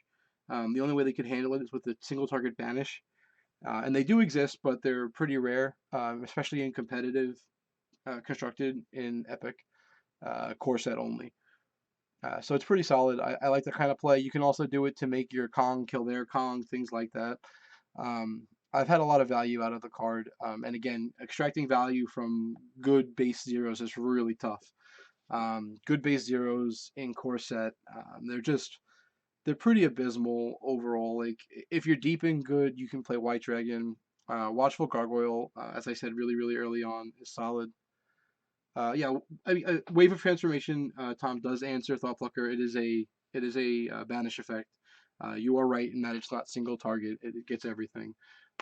But I tend not to play my cards until after I attack with Thought Plucker. I almost exclusively will play Thought Plucker at the end of my opponent's turn, get them to discard, and then attack. And so if they use Wave of Transformation to deal with it, now their gold's down. I can punish them with something like Rampaging Worm, Psionic Assault, potentially if their golden card size are down, things of that nature. Um, so it all just comes down to board states. This deck is mostly about getting ahead and staying ahead. To plug Tom's article, if you look at the cards here, they're all really strong establishing creatures: Sea Titan, Kong, Palace Guard, etc. And then the cards in the deck, the zeros, are meant to keep you ahead. I'm controlling my opponent's graveyard with Amnesia, Keeper of Secrets, Guilt Demon, etc. I'm controlling the board with cards like Brave Squire and Spike Trap, and so Fireball, and it all works together. I had this deck built up for the event with Tyrants. Kyle Coons was working on some decks, and this was more his style than my control oriented builds. And like I was saying earlier, Epic's a game where the binary nature of how you play your cards changes the traditional control versus aggro roles. Typically, aggro tries to win quickly, and then if control can turn the corner, they win, right? And they usually win by turning their land resources into bigger, powerful, more powerful cards. In Epic, that never happens because you only have one gold. And so the best case scenario is that you get a bunch of zeros in your hand and you overextend with them. But your opponent can just play one card and wipe them all back out. And so to play control, it's not the same as it is in Magic or in Yu-Gi-Oh or in Pokemon or any other card game that I've played. You have to change the way that you play the game. Okay, so Pseudo-Human says that considering how many zero-cost, low-damage card effects there are, Thought Plucker isn't a good play because it will only trade with the zero card most of the time. I disagree with this, and I'll get into it for a couple of reasons. First of all, if you play Thought Plucker, immediately your opponent has to discard a card, you draw a card, you're up 2 cards. If they have a zero and they use it on Thought Plucker, they're still down an extra card. So Thought Plucker is a +3, -1 in this case, right? That's really amazing for you. You're netting a lot of cards out of your opponent's hand, and you're also overloading their answers, right? In core set, you also want to play Muse, right? And I have the same level of respect for someone who will kill a Muse as they will a Thought Plucker, even though the costs are slightly different. I think getting those cards out of their hand means your next one's more likely to resolve. And if you look at my decks, even the ones like the first deck, the vanilla control, it has Corpse Takers to rebuy are Thought Pluckers. It has a Final Task, which with Thought Plucker is actually really amazing. I don't know if you've ever had the chance to do this, but if you play Thought Plucker, your opponent kills it. The turn comes back to you. If you final task your Thought Plucker, you get the tribute effect. It happens immediately, and you get to attack them immediately. So they have to have a second zero cost or 1 gold threat. And if they use the gold on it, then again they haven't advanced their board state. They haven't drawn more cards, etc. And so Thought Plucker puts a lot of pressure on our opponent. And even if they do play, let's say 5, 6, 7 zero-cost answers to it, um, those answers aren't dealing damage to us then, or they're not killing our Muse, they're not killing our Necromancer Lord in this deck. They're not killing so many other things. They're not breaking Kong tries, etc. Tom's saying you would never forget the Thought Plucker after it's been done to you with a final task, and he's right. Especially early on in the game. Let's say we're playing the game, we're on the play. We start out with Psionic Assault, pass to our opponent. They draw 2 cards, so they've netted 0, stay at 5. They draw for turn up to 6. We play Thought Plucker. They play a creature. They play a 0. They're down to 5. They're down to 4. They're down to 3. We final task. They're down to 2. We attack. They're down to 1. All of a sudden, their hand's gone, right? Um, and that's assuming the best case scenario for them, which was a draw 2 on the Psionic Assault. If they're just playing another creature, right? Let's say we take 10 damage from a Strafing Dragon or 11 damage and an attack, and they play a second creature. They still only have 1 card in their hand, and then we can take over the game from there. And that's the whole point of playing control and using a card like Thought Plucker. Um, it if you're saying like it dies to removal, you're right. It does die to removal. So does everything in the game. But we have to force our opponent to have it, and we have to play aggressively. Tom is saying that Wolfspite not being around until Uprising gets legal, or rather Tyrants gets legal, makes him sad. And it is pretty unfortunate. Wolfspite's one of the highest value cards in the game. It's 0 mana, deal 2 damage to any champion, recycle, and make a 2/2 wolf. And so there's a lot of value there. The problem is that there's not too many wild ones that you want to splash. It's pretty much Kong. It's the ones that I'm splashing here, right? It's Kong. It's maybe Surprise Attack. It's Hurricane, and then some small suite of effects that you want your opponents to play around. If you're deep into Wild, you can definitely support it. Or if you don't want one of these other zeros like Fireball or Rage, you can support it. So like if you cut Fireball for Wolfspite, you lose a point of damage on champions, which is somewhat relevant. You also lose the ability to hit your opponent's face, and you lose the ability to upgrade it to a sweeper. And so it's not like inherently better or worse, but there are trade-offs. There's more inherent value to casting a Wolfspite than to casting a card like Fireball, but Fireball is situationally better, and a lot of my decks force the game into those situations. So I often don't play Wolfspite, even though it was one of the cards I was most excited about when the Uprising spoilers came out. Rather, Tyrants. I keep saying Uprising. But yeah, so this is my fun 1A7 control deck. And then lastly is not a control deck. This is probably my most fun deck to play. I really enjoy it. I call it the Ballroom Blitz. And basically what this deck is all about is playing a bunch of blitz aggressive creatures, Army of the Apocalypse, and basically punishing our opponent for killing our creatures or just winning the game as quickly as possible and winning through sweepers. So Dark Knight, Guilt Demon, Thrasher Demon, immediately 3/0 cost blitz aggressive creatures. Each one could individually force the gold out of our opponent in situations. And so I love them. Tom's could go back to the Wolfspike discussion. He's saying he always plays it over Fireball, but his reasoning is the same as mine in that his game switches that Wolfspike is more effective for his play than Fireball. And again, I just have the opposite side. Um, so yeah, these are just three aggressive creatures. If you have an early Thrasher Demon, it can grow up and get big out of control. Your opponent almost always will kill it or react to it. Guilt Demon, as I said earlier, is amazing. Dark Knight's probably the most aggressive zero in core set. 5/2 unbreakable on your turn. Blitz, like it's just amazing. Anytime you can bring it back with Army, you're gonna get so much value. I love the entire synergy of it. We also have Drain Essence because even though we're an aggressive deck, we have to kill our opponent's creatures and buy time. Not every game goes well. Drain Essence is, again, to me, the most important card in any deck. You have to really justify to me why you're not playing 3 copies of it in core only. Final Task is just a way to it's just to play with Necromancer Lord, and we're playing Necromancer Lord because so many of our guys have Blitz, and so we bring it in. It can get Blitz. We have 27 Evil. We're likely to be able to hit that, and we'll go from there. Vampire Lord has Blitz inherently. It's also yes, Tom, definitely Necro Lord over Medusa. Medusa doesn't trigger off Ballroom, off of Army of the Apocalypse. Medusa could be in the deck. I'd probably look to some of the other cards to make room for Medusa. But I'm really focused heavily. Like I would probably cut, amusingly enough, just after talking about it, I would probably cut the Drain Essences for Medusa before I cut Necrolord. But I'm probably not cutting anything. I'm very happy with Necromancer Lord. Like we have to be able to win ugly. We can't always just have amazing cards. And like I want to play Final Task, and if I'm gonna play Final Task, I almost always play Necrolord. I think is one of the most underrated cards in the game as far as constructed goes. Like I really feel like people just haven't played enough of games where they're playing with non-Sage Wild, and they've tried aggressive strategies in other formats. Like, um, you know, when I was playing with Atlanta at Gen Con, he had one more Necrolord in his deck than I did, and that gave him such control over the entire game. It was a control mirror.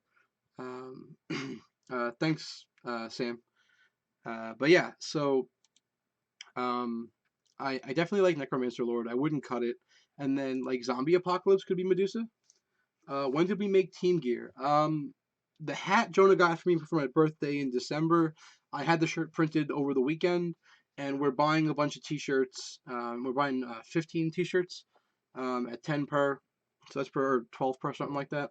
And so we're pretty happy. We're gonna be decked out at the next event in team shirts. And if anyone wants to talk to me about joining Pluck You, we're accepting applications.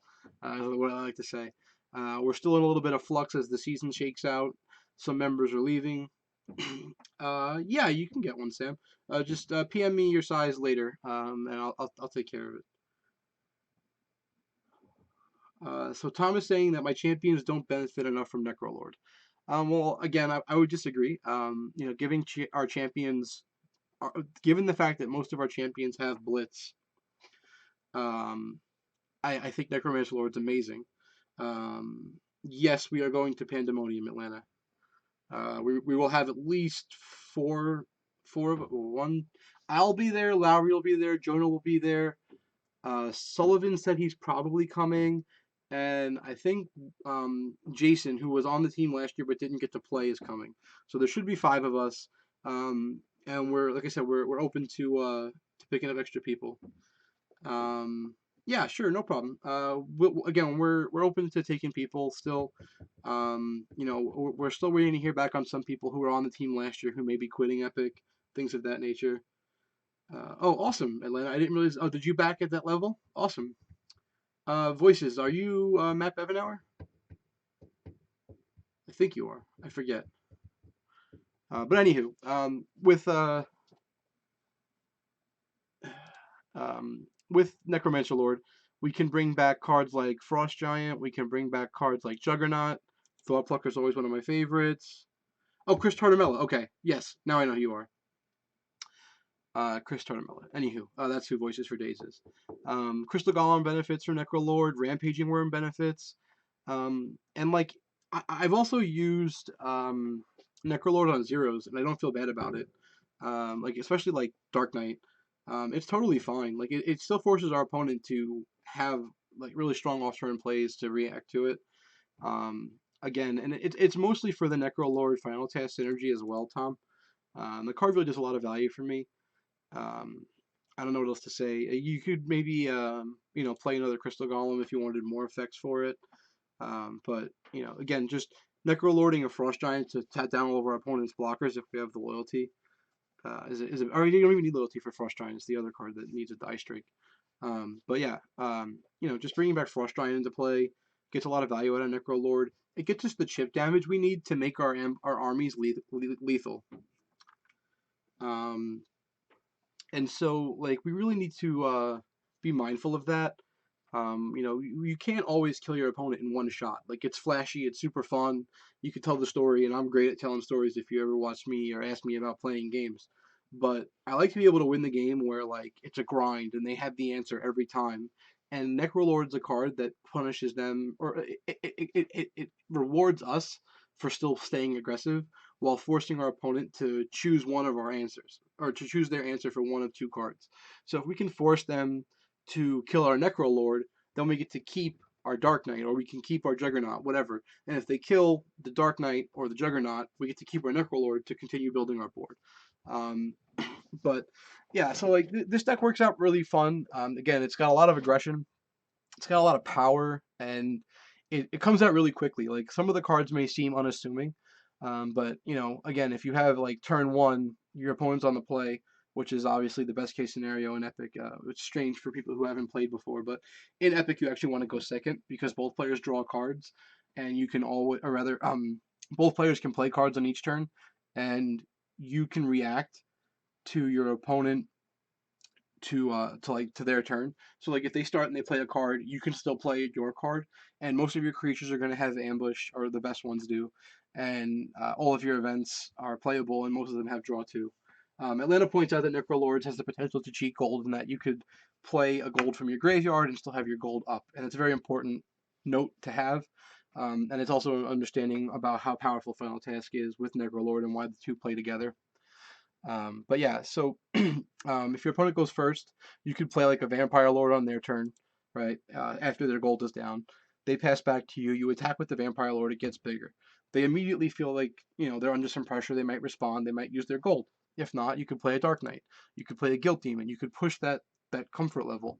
Now they've used their gold. You know, whether they use it to sweep, whether they use it to chump block, draw two cards, whatever. You know, if their gold's down, you can still get in again. Thrasher Demon can go.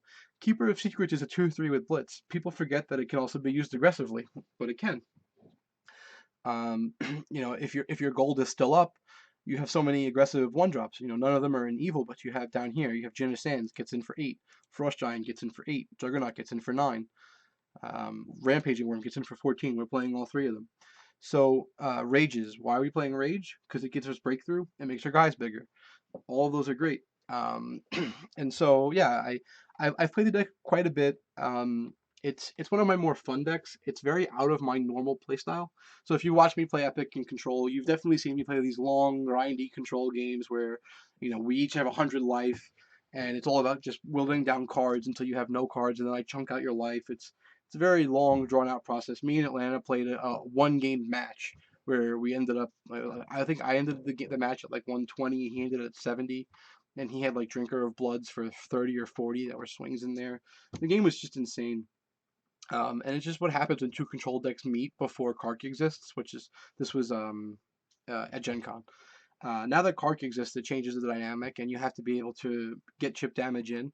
And a deck like this, with better cards, like a lot of these cards aren't optimal, and it's because the core set doesn't really give you the oomph that you need out of all your slots. Like I probably wouldn't play Thrasher Demon. I'd probably play Little Devil because it's a guaranteed four. I would look at some of these evil slots at the one, like Zombie Apocalypse probably comes out. That's a very defensive card. I would probably look at maybe even Drain Essence if we get out of core, and can look at some other ways to get life out of our deck. And then out of Sage, Crystal Golem can probably go. There are better cards. We're going to probably want to fit Lesson Learned in to go with Ancient Chant and some of our other aggression. And yeah, and again here we can see that I have two Flame Strikes, not three. The third copy is a Lightning Storm. Lightning Storm has Recall, which is great as a one of. Um, Atlanta asks if we have any info on when they'll unlock Tyrants for Epic Digital. Not only, or Tyrants Plus rather, not only do we not know when Tyrant is going to be legal, we also don't know um, when Uprising will be legal or what their timelines are. It was part of the Kickstarter. If you looked, it said that eventually we're going to release them. We don't know if they're going to come out together as a unit and just go from core set only to what we have now, which we can call standard or modern, however you want to call it. But we don't know what we're going to get to. And on top of that, we also don't know if they're going to space it out um, and give us, some Tyrants time before Uprising. Or, I think we're going to get some more expansions this year before Worlds again. And so when will they be available? How far is it going to take for them to sync up the app? We don't really know. And so we really just have to keep playing and learning. And like the time we spend playing core only, or core and tyrants, or core through uprising, any of those different formats, we can get value from. Just learning timing, learning ways to play the game, learning different effects and their time values. So I definitely consider playing the app worthwhile for time. Again, like, the reason why I went through all these core mono faction decks wasn't because they're amazingly great and everyone should play them. It was because we could talk about cards that we haven't talked about in a year and a half. When was the last time we had a good discussion about Priestess Evangeline or, I don't know, Ogre Mercenary? These are cards that have some value that we could learn and maybe get some time playing where we could find holes for them. It's like Tom Sorensen has taught me about like Gin of the Sand. So it was a card I really didn't like. Well, it's in this deck for a reason. It taught me a lot. Winter Fairy, again, another card I really enjoyed. Um, I don't have it in this wild deck, but Pack Alpha is actually a card that I really value. I value it more for sealed than anything else, which is random 60 they call it, where you have to build a 30 card deck. But it's a creature. It makes two other creatures. Those can block, and it can recurringly do this. So you can create a bigger board. And people are always talking about are we going to get some of the promos like Kira to make our wolves better? The Pack Alpha is fine on its own. Uh, Tom said that he didn't like Jin much too until he started playing with it. So it makes me feel a little better that I wasn't the only one who missed the boat on it. But yeah, White Knight, that's a card that, again, I always liked because it was a draw, but I watched Tom play it, and Zach Jesse played Tom's Good Humans deck at Gen Con against me, and White Knight was surprisingly potent. I had some answers for it, but it's really strong. Atlanta says that he lost to Pack Alpha in Cube Draft. Yeah, I mean, Pack Alpha is a strong card, and it can do a lot of work. I had a really sick Cube Draft at Worlds. I had like 18 zero cost high quality creatures, a bunch of ambushed creatures at 1 gold, and a bunch of draw twos in the rest of the slots. I was so happy with my Cube Draft. I played friends too in every round. I actually played my teammate in round one, Sullivan Brophy, and then round two I played my friend Connor, who was a volunteer for White Wizard. He's a great guy. I really enjoyed spending time with him at Gen Con, at Kineticon, and then again at Worlds. And we had a really interesting match. He got me with a Rampaging Worm because I blocked for no reason. Sam, we should be getting access. The date I'm hearing is March 15th, which is a week from today. Whether or not that holds, we'll see. But that's what I heard last. And then round three, I got paired against the eventual tournament winner, John Tatian, and one of the most lopsided dark drafts I've ever had. I can't tell you how many times I opened up, bomb five hands or five card hands where every single card in my dark draft pack was first pickable, and I had to pass him four and let him pick two. It was absurd, and every time he passed me cards, it was two suboptimal cards. And I'm slightly exaggerating, but I'm still a little salty about it. And that's the exact interaction that I've been complaining to White Wizards since I started dark drafting, which was what happens when the variance goes against a player to the level where their deck is so far below their opponents that there's no way for them to competitively stand up. And I've heard that we're working on it. We're always exploring more options, but it still seems to be the way the game is being played. And so I have to get better at it. I've been working at my dark draft skills, and I had put a lot of effort in going into Worlds, but I really felt as if John's deck was just so much better than mine, and there was so little I could do about it. The next round I played against Nathan Overbay. We had an interesting dark draft, which was marred by a mistake. He final tasked my Raxa in game one and then forgot to give it back to me halfway through game two, played it. And of course, we've been cube drafting, dark drafting. He didn't do it maliciously, I don't believe, or I hope not. And he said it as much that he didn't do it intentionally. And so we had to restart the game, and we didn't have enough time to finish, and we ended up with a 1-1 draw. Then I played the eventual second place player, Will Morgan, in round five. So I could have turned the wheels. If I had won there, I could have won out and maybe made top eight. But he had a deck similar to mine. It was evil heavy with a slight sage splash, but his deck was tuned more for the mirror and less for Kark, and so he ended up getting me. And then from there, I won. I won the next two, but it was interesting. I had a good weekend. I enjoyed Worlds. I look forward to next year. Obviously, the next day, getting to play just Constructed was amazing for me. I really enjoy Constructed. Just having the control over all the cards and all my selections, and being able to theory craft through a lot of different things really helps. If anyone wants me to PM them these lists, just send me a message. I'm on Facebook, Thomas Dixon, um, and I will send you the list. Or you could just, I guess, pause the screen at a point on the VODs when they come up. But yeah, the decks are pretty interesting. I think there's a lot of room for deck design, and I think people will continue to play Epic and get better with Epic. They will learn some of the nuances of the game.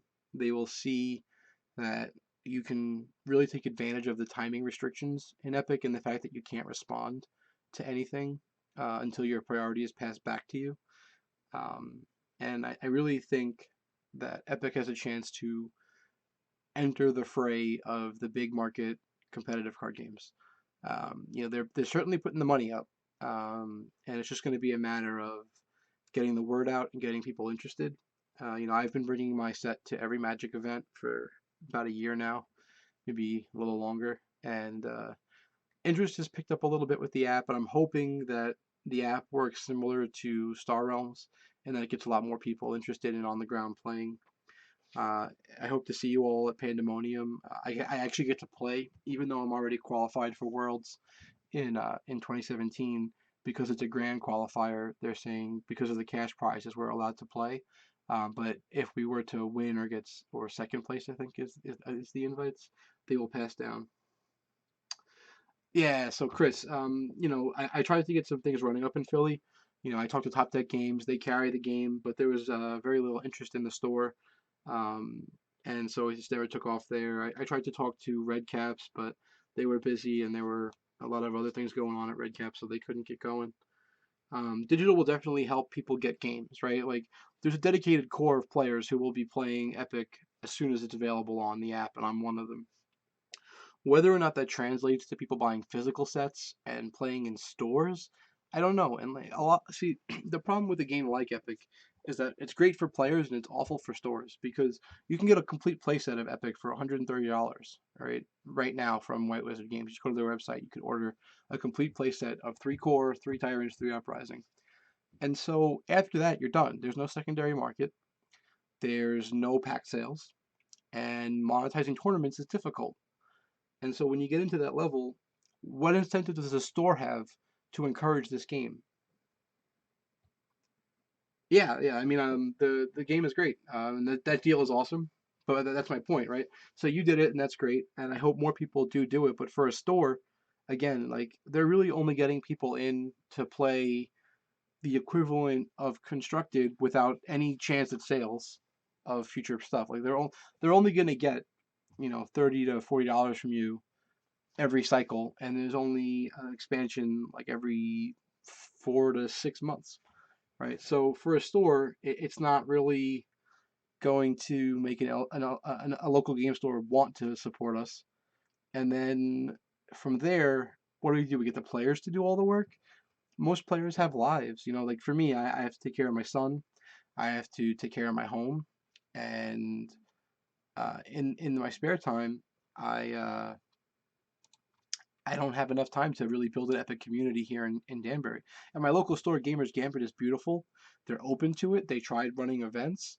We had a qualifier here, and not many people showed. We had a lot of practice events, and it was like me and the people that I brought were the only ones who came to the demos. And so it's just very hard to get people excited at LGSs.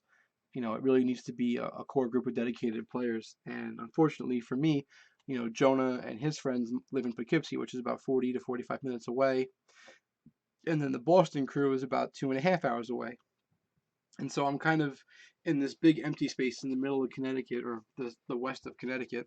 And I have a hard time finding in paper games. Jonah comes out here once or twice a month and we play, and occasionally I can get some other friends to play, but that's about it. So I'm hoping that the app will drive people to play and this gets better. But I went through all the decks that I had made today. Is there anything anyone wants to talk about before I shut down the stream tonight?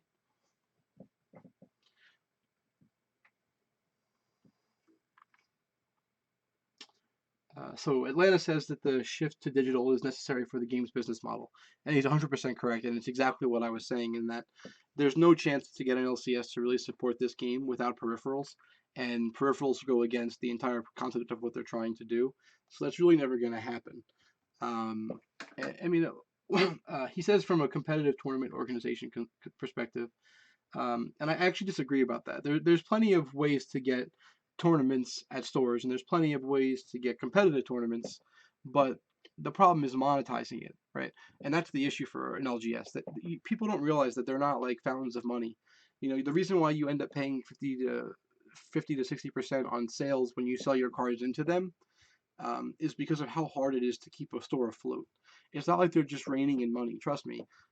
I've been around plenty of game stores. I know plenty of game store owners, and I can promise you that even the most successful ones have issues and difficulties with making overhead for their brick and mortar stores. It's not as profitable as everyone else thinks. Um, but you're 100% right in that it's necessary to get the game to expand and to get the support it needs, because monetizing Epic is very difficult for a store. Like even Pandemonium, they have like what, 2 or 3 major tournaments a year rather, for Epic, and they may have a small weekly meetup. That's not really enough for playing for monetizing a game to a point where it can compete with Magic or Yu-Gi-Oh or Pokemon or something like that. What do you think about sideboarding and a chess clock like timing system? So sideboarding is something that I think would be interesting. They would obviously be intricate, the rules, because you'd have to still observe the 0 to 1 ratio, and so it would be complicated to deal with sideboarding. I think in the end it would be good, right? So like let's say before card existed, if you were in a control mirror, you could concede game one once you realized it was unwinnable, or it would go to a draw, and then switch to a very aggressive deck by just switching out 15 cards and changing the entire tempo orientation of your deck and winning the next two and having that be your plan.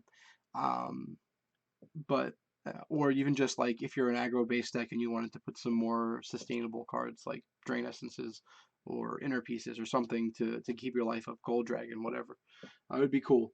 As far as chess clocks go, um, it's interesting because in real life I'm always the person using less time. I've played the game significantly. I know most of my decision trees. I don't really need to think through too many of them. It's very rare when it comes up that I need to stop and think about what the correct play is. And so a chess system would benefit me. Let's say a match would take 40, 50 minutes. Maybe I'm playing or I'm active for 15 of those minutes. And so if my opponent would lose at 22 or 23 minutes, then I would win those matches more often. But that said, I'm not super like the way timing works with Epic. It's so difficult to control um, how often you have to make a decision, and I could easily see a scenario where someone tries to abuse that sort of clock in a digital platform, and so I'm skeptical of it for this game. How many times priority passes and how important each of those passes are. Um, that said, I don't want to see a scenario where someone just stalls out. And so I imagine they're going to have a system, from what I remember, it's like Hearthstone, where if you don't make a decision for a certain amount of time, it kicks you onto a loop, or rather a timer, and then it ends your turn or ends your decision tree. And then if that happens too many times, you concede, right? And I think that's reasonable. Um, and I think that's more than fair for a digital platform. I'd be interested then. I'd be interested to see how they could make it work, but I think a penalty system like Hearthstone is sufficient, or Eternal, or any of those other games. Do you think future expansions could introduce new token types? I certainly hope so. I have given them a lot of grief about the fact that Sage has no tokens, and I love the idea of having Sage tokens. Now, we do have promo tokens in the scrap column, but realistically, we don't have blue tokens that are going to be competitive playable. Like the promos are cool, but we never get to actually play with them, so they really mean very little to me. But they're cool to look at. They're cool to mess around with. If you ever looked at the promos, New Dawn is probably the most broken card I've ever seen. To give you context for what New Dawn does, it's Wrath of God and then Show and Tell. So in this 187 deck, right, if you just take out this Divine Judgment, you put 3 New Dawns in, you up the Brave Squire count to 3. So what you do is you would destroy the entire board, and you could do this as an event on your opponent's turn. You destroy the entire board, and then you put a creature in. So if you put Palace Guard in, you'll banish your opponent's creature. If you put Kong in, you could deal 13 to it. If you put Sea Titan in, you could bounce it back to their hand, etc. New Dawn is just completely broken. It's the most powerful card I've ever come across in any competitive card game that could even potentially exist. So I don't think it's ever going to happen to us. Um, that said, we will see what happens with tokens. I would love to see more Sage tokens, more. We already have 2 different types of Eagle tokens, so let's get some more wild tokens. Let's get some more, good tokens. I would like them to diversify. I think there might be a reason why they're not. It's certainly easier to balance when you have existing values. One of the things that I did very early on with Epic was I created a spreadsheet of all of the various cards, what they did, and I attributed a value to them. And I came up with something which was, if you've ever followed like baseball analytics, which was wins above replacement, I created a metric for goals above replacement. And basically, you could look at what the value of any individual card is in relation to all the others. And so um, yeah, certainly it's an interesting way to approach the game, and by the fact that Epic only has 120 in the core and then 40 in each expansion, we're barely over 200 cards. It was much easier for me to do that than in a game like Magic where we have thousands upon thousands of cards and even thousands upon thousands of playable cards.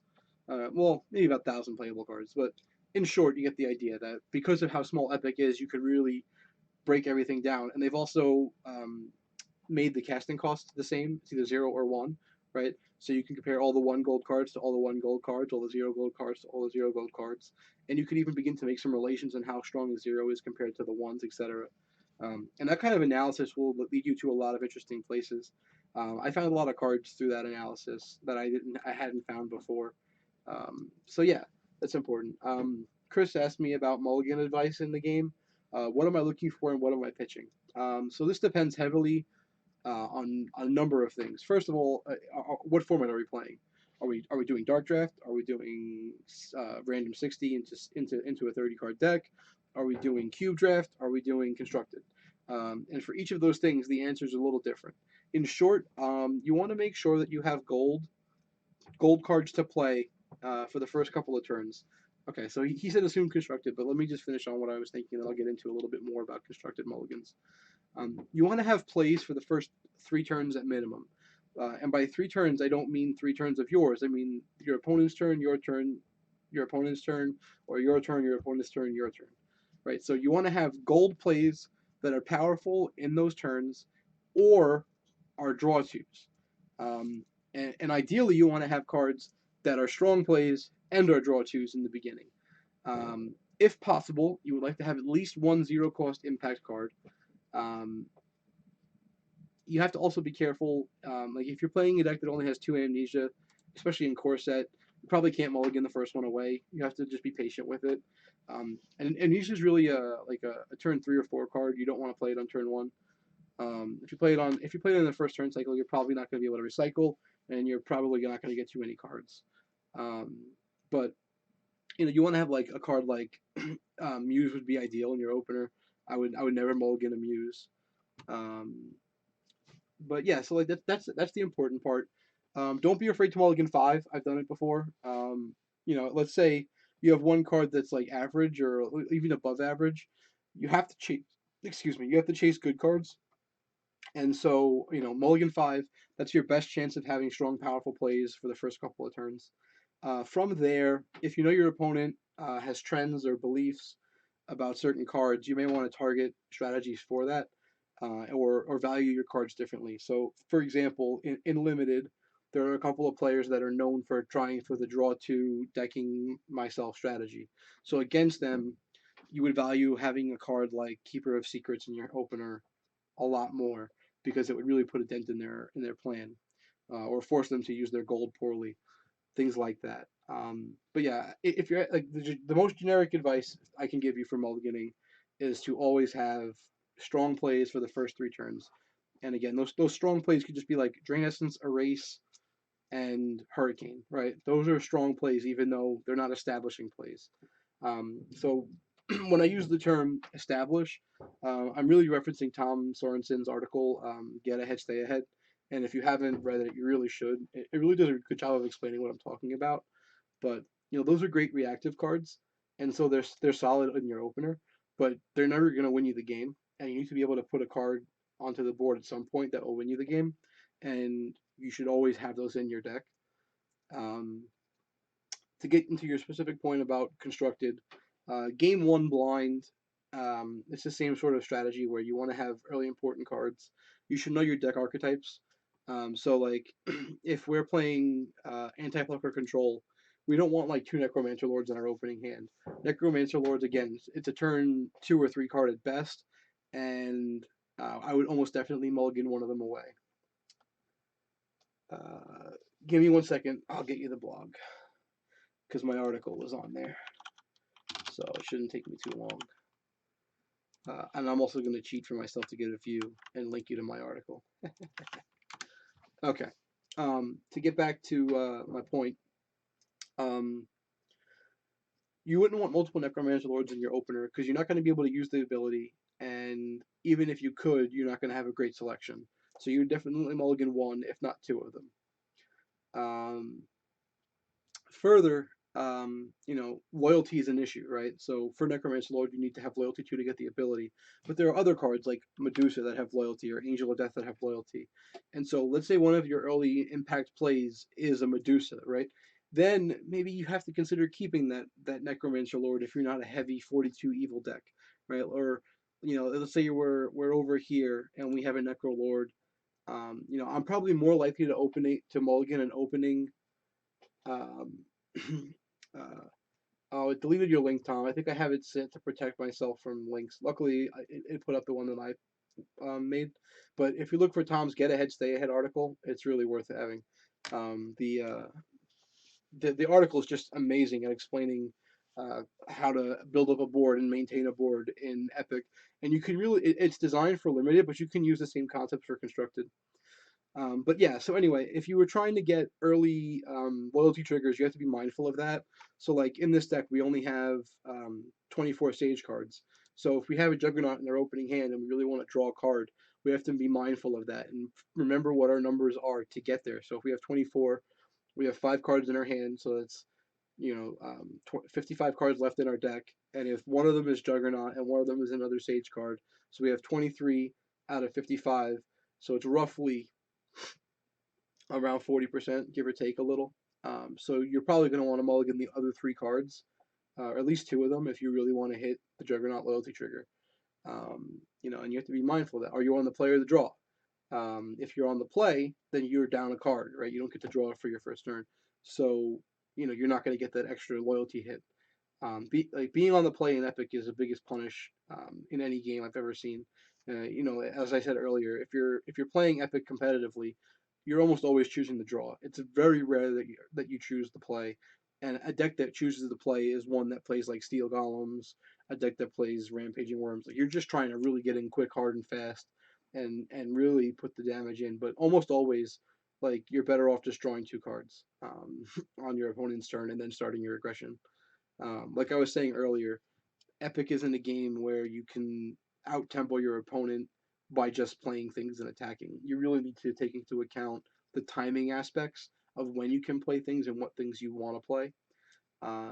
And so, again, you really need to be mindful of that when you choose to play or draw. And again, I would almost always choose to draw.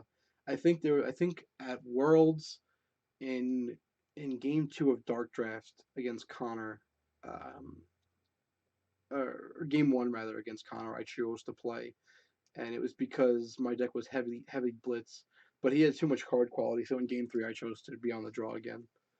Um, but yeah, it's something to be mindful of when you're mulliganing, where you are, um, in as far as the turn sequence goes, what plays are going to happen. Like so, if you expect your opponent to play, let's say you're in game 2 now of a constructed match, and they were Sage Wild because that's going to be the most common deck you see, right?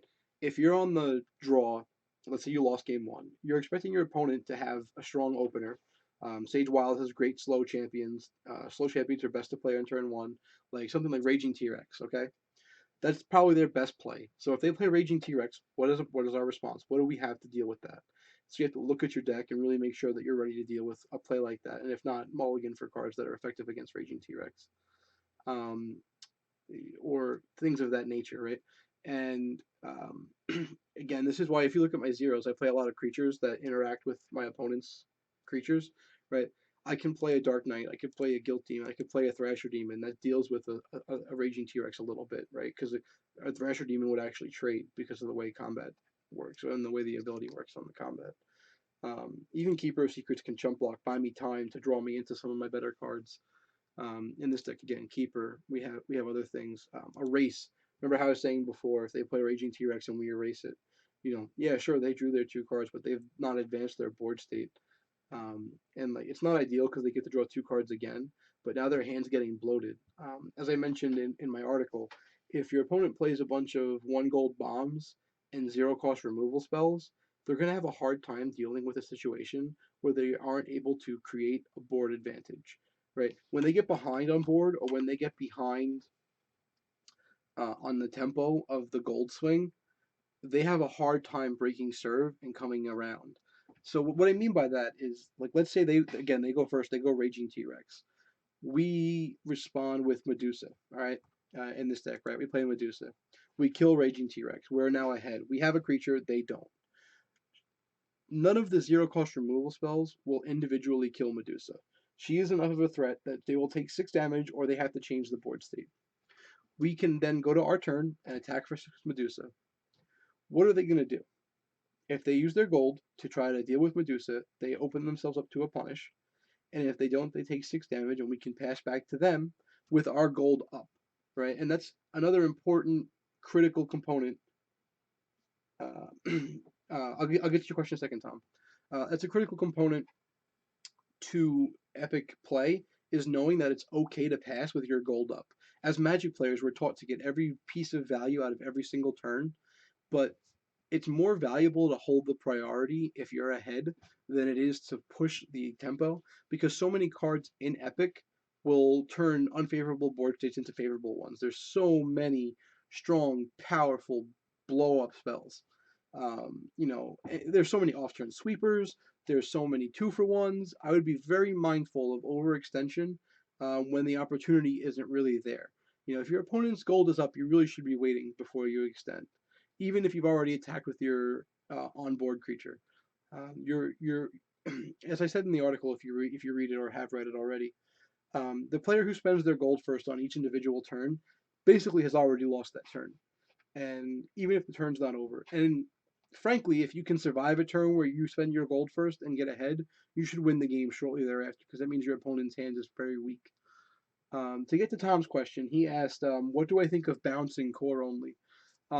So I actually value bounce a lot higher. The ambush creatures aren't really all there yet, and all of the um, I don't know, the punishes for bounce aren't as heavy. There's not as many tribute like superstars. So if you look here in my Sage deck, I'm playing Timebender, and I have it in some of these control decks as well. I would never play Timebender anymore. I think Timebender has long since gone out to pasture. There's just too many high-powered cards. But in core only, a card like Timebender can still get you a lot of value. And so yeah, I mean, again, bounce is weird. We're taught in Magic that bounce is a great effect. Returning our opponent's threats is super strong for us, and that's true. But the problem with bounce in Epic is that it gives your opponent live gold plays again. And as I was saying earlier, the way to win as a control deck isn't through amassing a situation where you can play better cards than your opponent, because you're throttled by this gold resource. The way to win is to make your opponent's gold meaningless, in that they can't use it or use it effectively. And so a card like Timebender or even Erase is significantly worse because it gives your opponent this card back, and the cards they play first are often the cards that are best for them. And so you're giving them back strong plays. And so as I said earlier in the first hour when you were gone, Tom, Erase was like the best card ever when I opened it up. Like Erase, Surprise Attack, all these cards were amazing.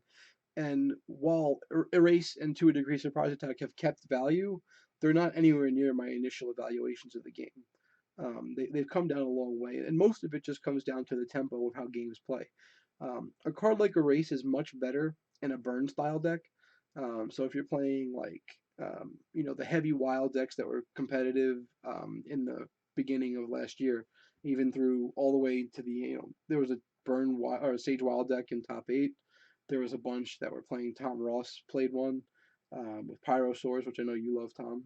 Um, but yeah, I mean, there's a lot of Sage Wild or Wild Sage decks, and Erase plays much better in those style of decks that are trying to win the game, and they want to bounce a blocker on their opponent's turn, and then untap and turn cards into damage on their turn. And in that role, Erase will excel. But in a control deck, Erase has issues. Like I was saying, it's mostly that you're just giving your opponent their best cards back. Um,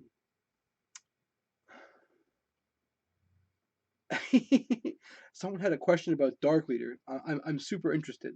So just so you know, if anyone doesn't know already, Dark Leader is considered to be the worst card by a mile and a half in Epic. It's just awful. We don't even play it. Like if in Dark Draft, and it'll never get taken. In Sealed, it'll never get played. It's really hard to justify playing Dark Leader. But if we're gonna get into talking about it, he had asked, does he make your humans evil in addition to their other affiliations, or evil only? And my understanding, and again I could be wrong, my understanding is that it makes them evil in addition. So they're it works more like I think Blood Moon, where like their mountains and their non-basics. So you get the idea. And or rather, sorry, it's more like Urborg and less like Blood Moon, in that there's swamps and their original type, as opposed to Blood Moon, which makes it mountains and not their original, aside from keeping the non-basic characteristics. So um, you would be able to reveal um, good based cards, good based humans for evil based triggers. Um, But I am right. It is both good and evil. And yeah, Tom's right that Dark Leader leads to a lot of cool interactions, but none of them are good interactions. And by good, I don't mean the faction. I just mean quality. That's for you, Martin, if you're watching. But yeah, I wouldn't spend too much time with Dark Leader in any of the functions because it just doesn't do too much for you. But yeah, so think of it more like Urborg, less like Blood Moon. That'll help you out. Um, but yeah, so is there anything else anyone wants to talk about? Again, I'm pretty open to talking, but I don't want to meander for too long. I'd probably sit here and talk for hours if you asked me. I love gaming. I love Epic. It's a really fun game. I can't wait to get the app so I can show everybody some of these things in action, some of these principles I'm talking about, and some of these ideas, because uh, well, Tom is saying that there aren't that many strong loyalty to effects in good. Well, let's take a look at our good deck.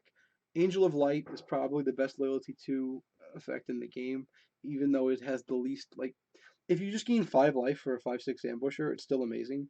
But the fact that it's a 10-point swing is huge. I love Angel of Light. It's one of my favorite cards. After that, High King, getting Blitz and Banishing. Uh, I think Good's great, Tom. I mean, it has some weak zeros, but overall, it's got some high quality cards. If we were to all make a wager on which, so if you're asking me, is Sage really powerful? Sage is probably the most powerful in core. Wild's probably second. Evil's probably third, and Good's probably fourth. But I think you could go deep into Good and still get value in pulling the best cards out of other colors. I actually disagree with you to a degree. Like, I think Evil has the best payoff for going deep into loyalty, but it has really solid splashable cards like Drain Essence, Final Task, things of that nature. I love White Knight. I love the ally triggers of Good. Um, ally triggers are a little different than loyalty, but they're still in the same value of that you want to hit them often. And so, like, I think Noble Unicorn is better than most other cards in the game. It's an off-turn threat. It draws a card. It'll continue to draw cards. Put a lot of pressure on our opponent. Lord of the Arena gets really big. It attacks. It's got Blitz. It's unbreakable on your turn as long as you have these triggers. And if you play it with a Faithful Pegasus, you can get really tall and fly and get over everything. Inner Peace, it's still a good card. Even without Kark, Inner Peace does a lot of work for you. It can invalidate a lot of your opponent's turns. So if anyone looked at my older decks, the one that I won the Gen Con event with ran 2 copies of Inner Peace, despite running only 9 total good cards. 3 of which were Urgent Messengers, 2 were Inner Peace, 1 was a Divine Judgment, and then 3 Blind Faith. And the reason we play Blind Faith is because Blind Faith is the best card in the game. We just can't play it because it's in Tyrants. Um, but Inner Peace was in the deck to buy you time and validate your opponent's turn, rebuy off of their Plucker triggers, and they could trigger off of each other. So, like, Inner Peace is a fine card to play. High King, I was saying earlier, Tom, when you may have missed it, when I was talking about how undervalued I think some of the cards like High King or Dark Assassin are. These cards are actually really powerful, and they're often forgotten about or eschewed by people because a lot of the other cards have flash. But I can't tell you how many sealed games and limited games that High King or Dark Assassin has won for me. And you can replicate a lot of the features that make the cards valuable for you in Constructed. It's very interesting to me to note, and it was actually your article, Getting Hit, Staying Ahead, that showed me a lot of this stuff about how the limited game translates to Constructed, and how you could also conversely construct your constructed or revert your constructed game to be value in limited. And again, High King and Dark Assassin are 2 cards that I really enjoy. And again, that's a loyalty 2 to get Blitz. Um, and yeah, so unlike Angel of Mercy, it's a card that you get more value from being deep in good.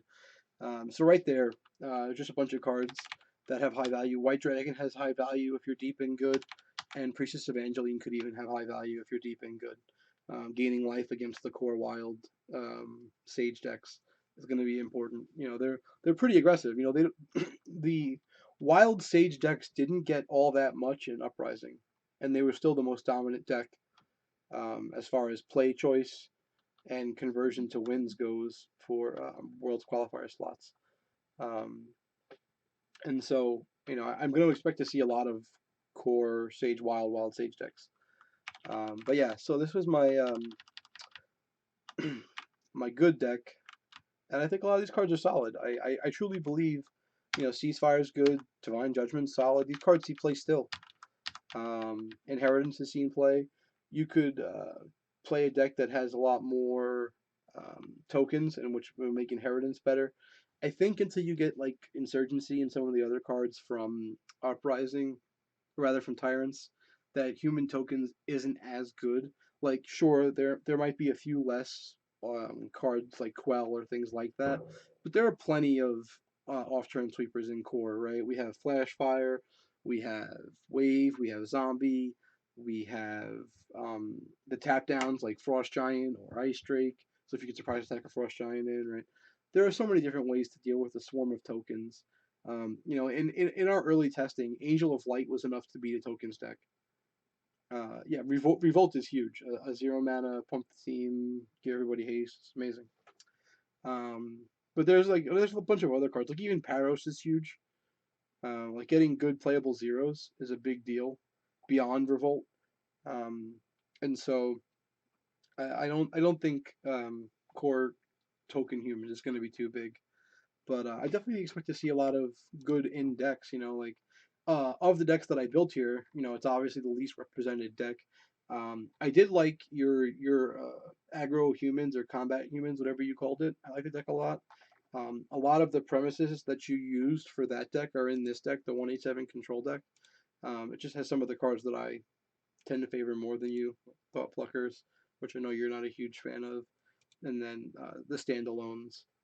They're more about playing with the Sea Titans and the Kongs and these big threats. But I even have your token Rampaging Worm. You talked me into that and having that big punishing effect. Anything else before I head off for the night? I'll probably be back on early next week to do another one. Maybe I'll throw together some more fun decks. Combative humans, what Tom calls it, yeah. But I'll probably throw together some more fun decks. Maybe get some more of the prototypical Sage Wild things together.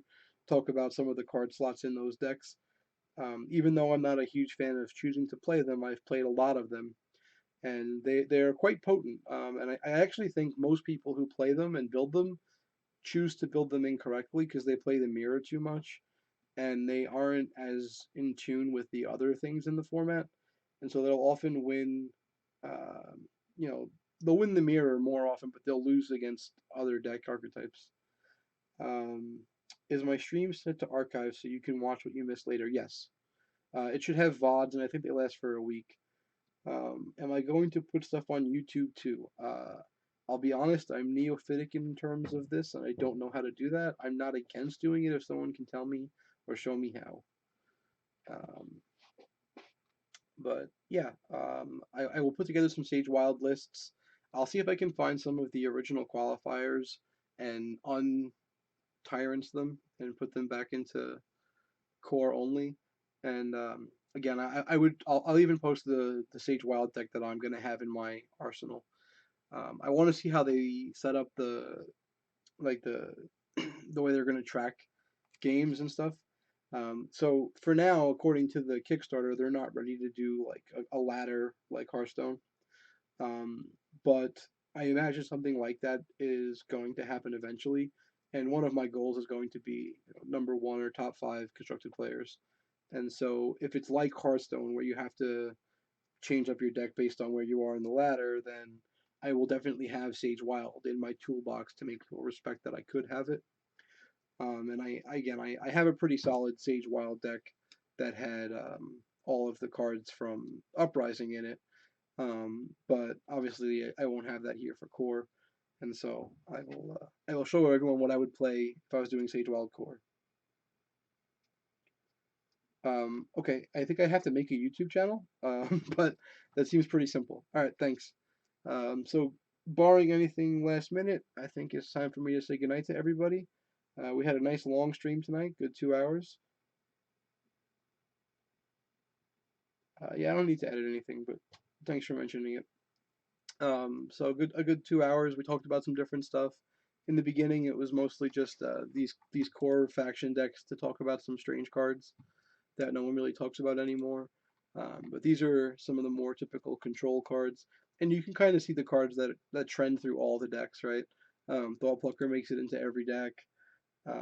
Ancient Chant makes it into every deck, and those cards are pretty much going to be everywhere. Amnesia and Muse are in mostly every deck. I think they actually are in every deck, although I cut one of the Amnesias here and one of them here. But you get the idea of what cards you're going to see a lot of. And then in the other decks where I play other colors, you're going to see a lot of Flame Strikes, Lightning Storms, Kongs, etc. If anyone has any questions, feel free to message me. You're welcome for streaming. I look forward to doing it more often. And I can't really guess how many pluckers I have in my 10 core only decks. The answer is not enough, Tom. The answer should be 30, but I'm sure it's closer to 10. If I really had to guess, knowing you and your distaste for plucker and your fear that it will be over created for, I'm gonna say 6, and I feel like it's less than that, just because of how well I know you, Tom. 3. I knew it, you jerk.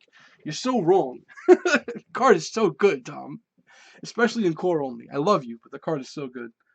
But it should be 30. I would play 30. um, Again, in core only, the punishes are so few and the upside is so high.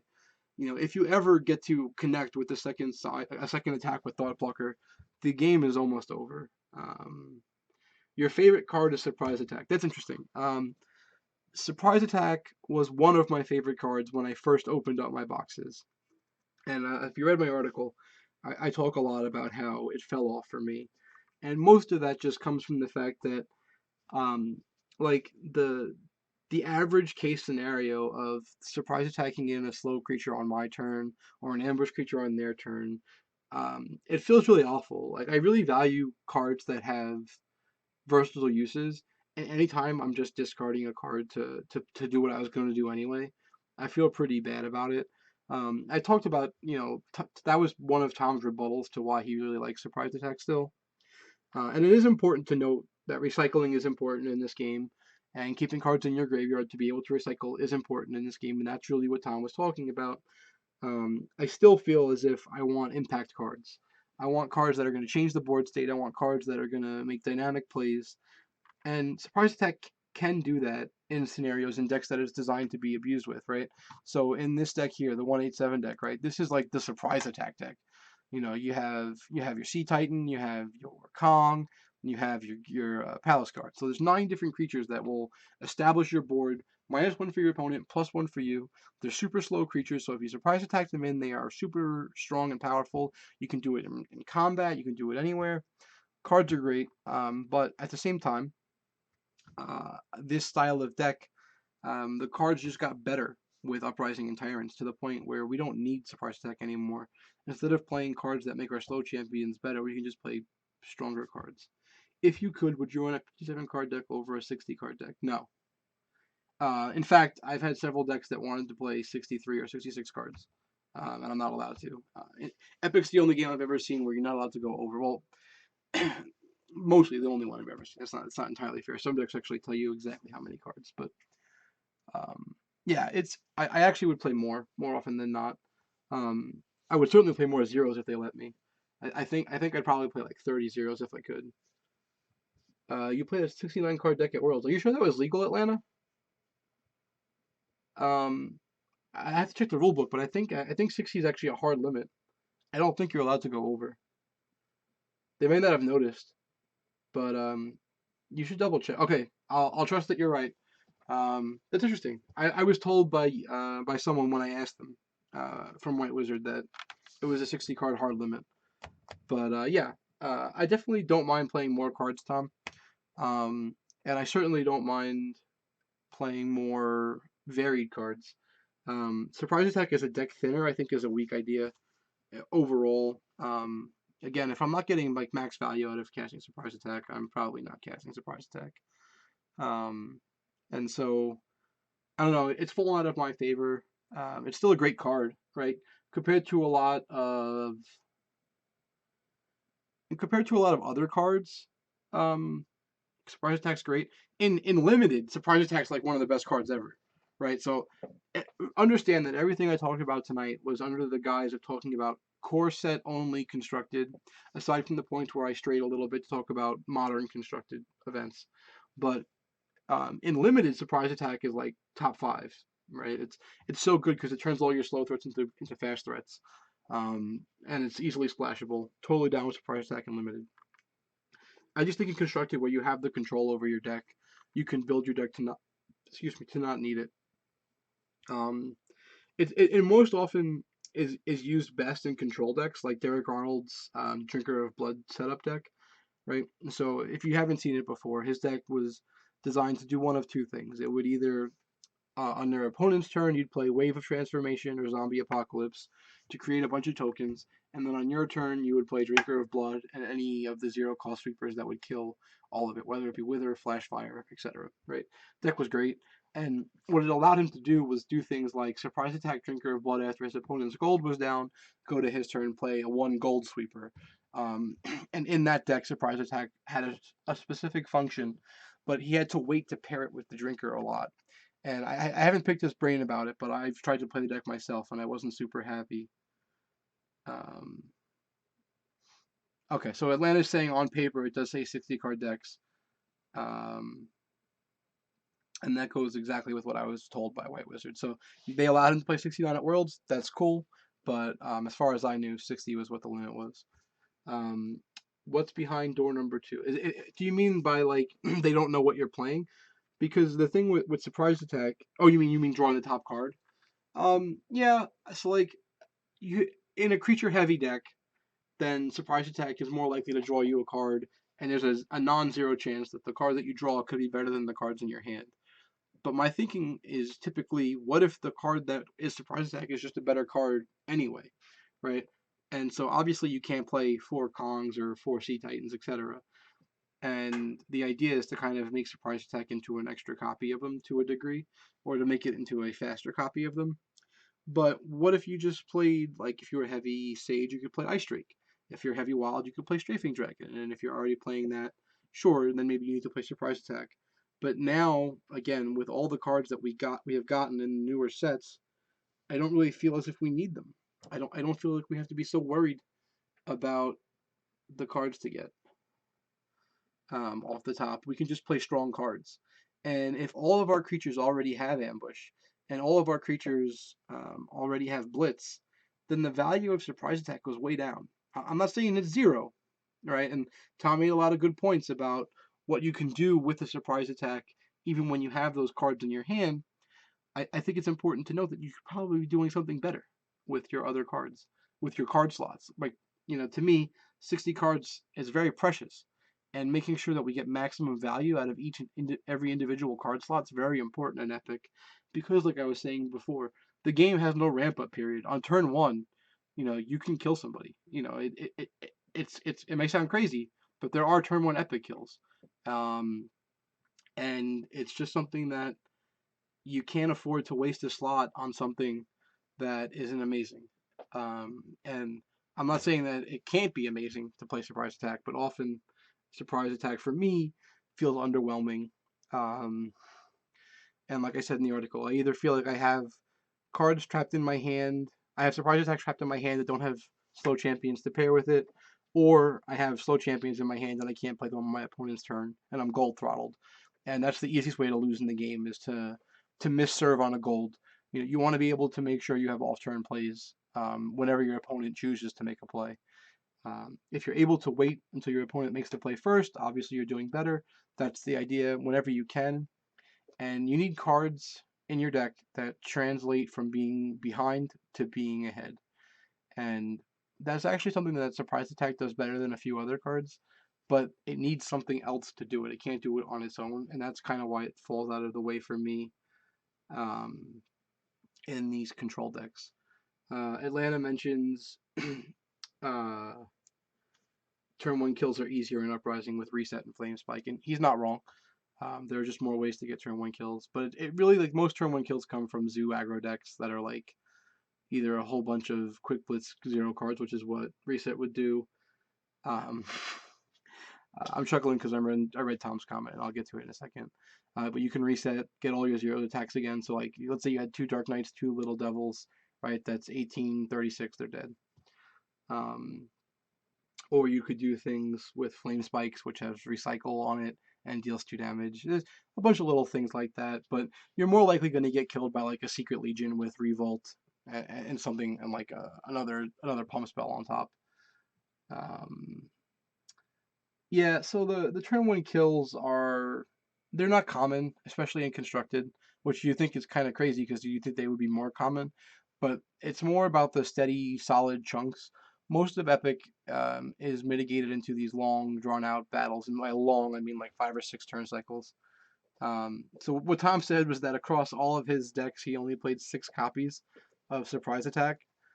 So he really doesn't think it's all that amazing, which is funny to me because if you look here, I didn't have 10 decks. I only have 4 decks here, and Surprise Attack I have 6 copies of.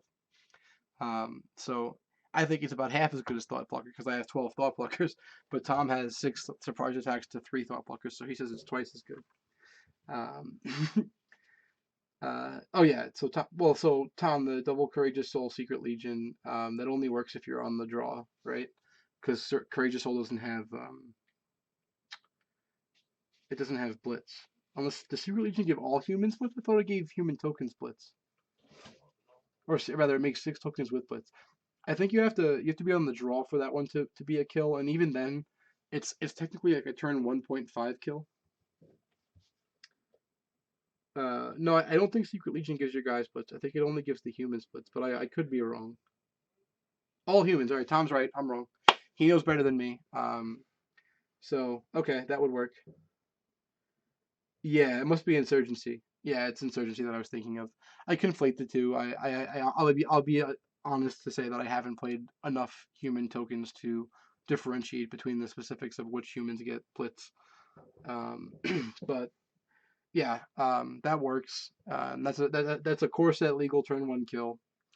Um, there are other ones that involve cards like Time Walker, but they come later when we get Shadow Imp actually. So I don't even know. It's not going to be something that comes up. You should really be expecting more like turn 2 or turn 3 kills. Even the triple flame strike can't kill until turn 1.5, right? So just be mindful, be ready for them. For aggression is really more what I mean. Be prepared for your opponents to come out of the gate swinging and swinging hard and have answers for that. Don't expect to be able to develop this long established board game. Like even this deck now, I'm looking at it. I'm playing 3 Army because it's one of my favorites, and it's like the deck is designed to beat with Army. We probably should only be playing 2 copies of it, and we should make room for something else here. Maybe that Medusa Tom was talking about or something like that. Because like you need to have a healthy graveyard for this card to be valuable, which means you have to wait till turn 3 or 4 anyway. And by turn 3 or 4, you don't want to have 2 copies of it trapped in your hand, even though you could do a draw 2 with it.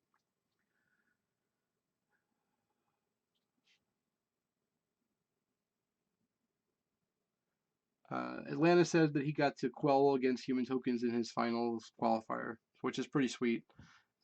Against my finals qualifier, I played against Sage. It was Sage Wild, Sage Wild.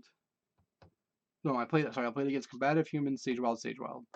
And my opponent opened up with a turn 1 Psionic Assault on his turn, Thought Plucker to me, rebuying Psionic Assault, recasting Psionic Assault, and I had Necrolord, Wither, and I had to draw an evil card off the top of my deck, and I did, and it turned the whole game around. I was able to Necrolord back a Medusa, show the Medusa, kill his Thought Plucker, and then from there he was out of effective plays.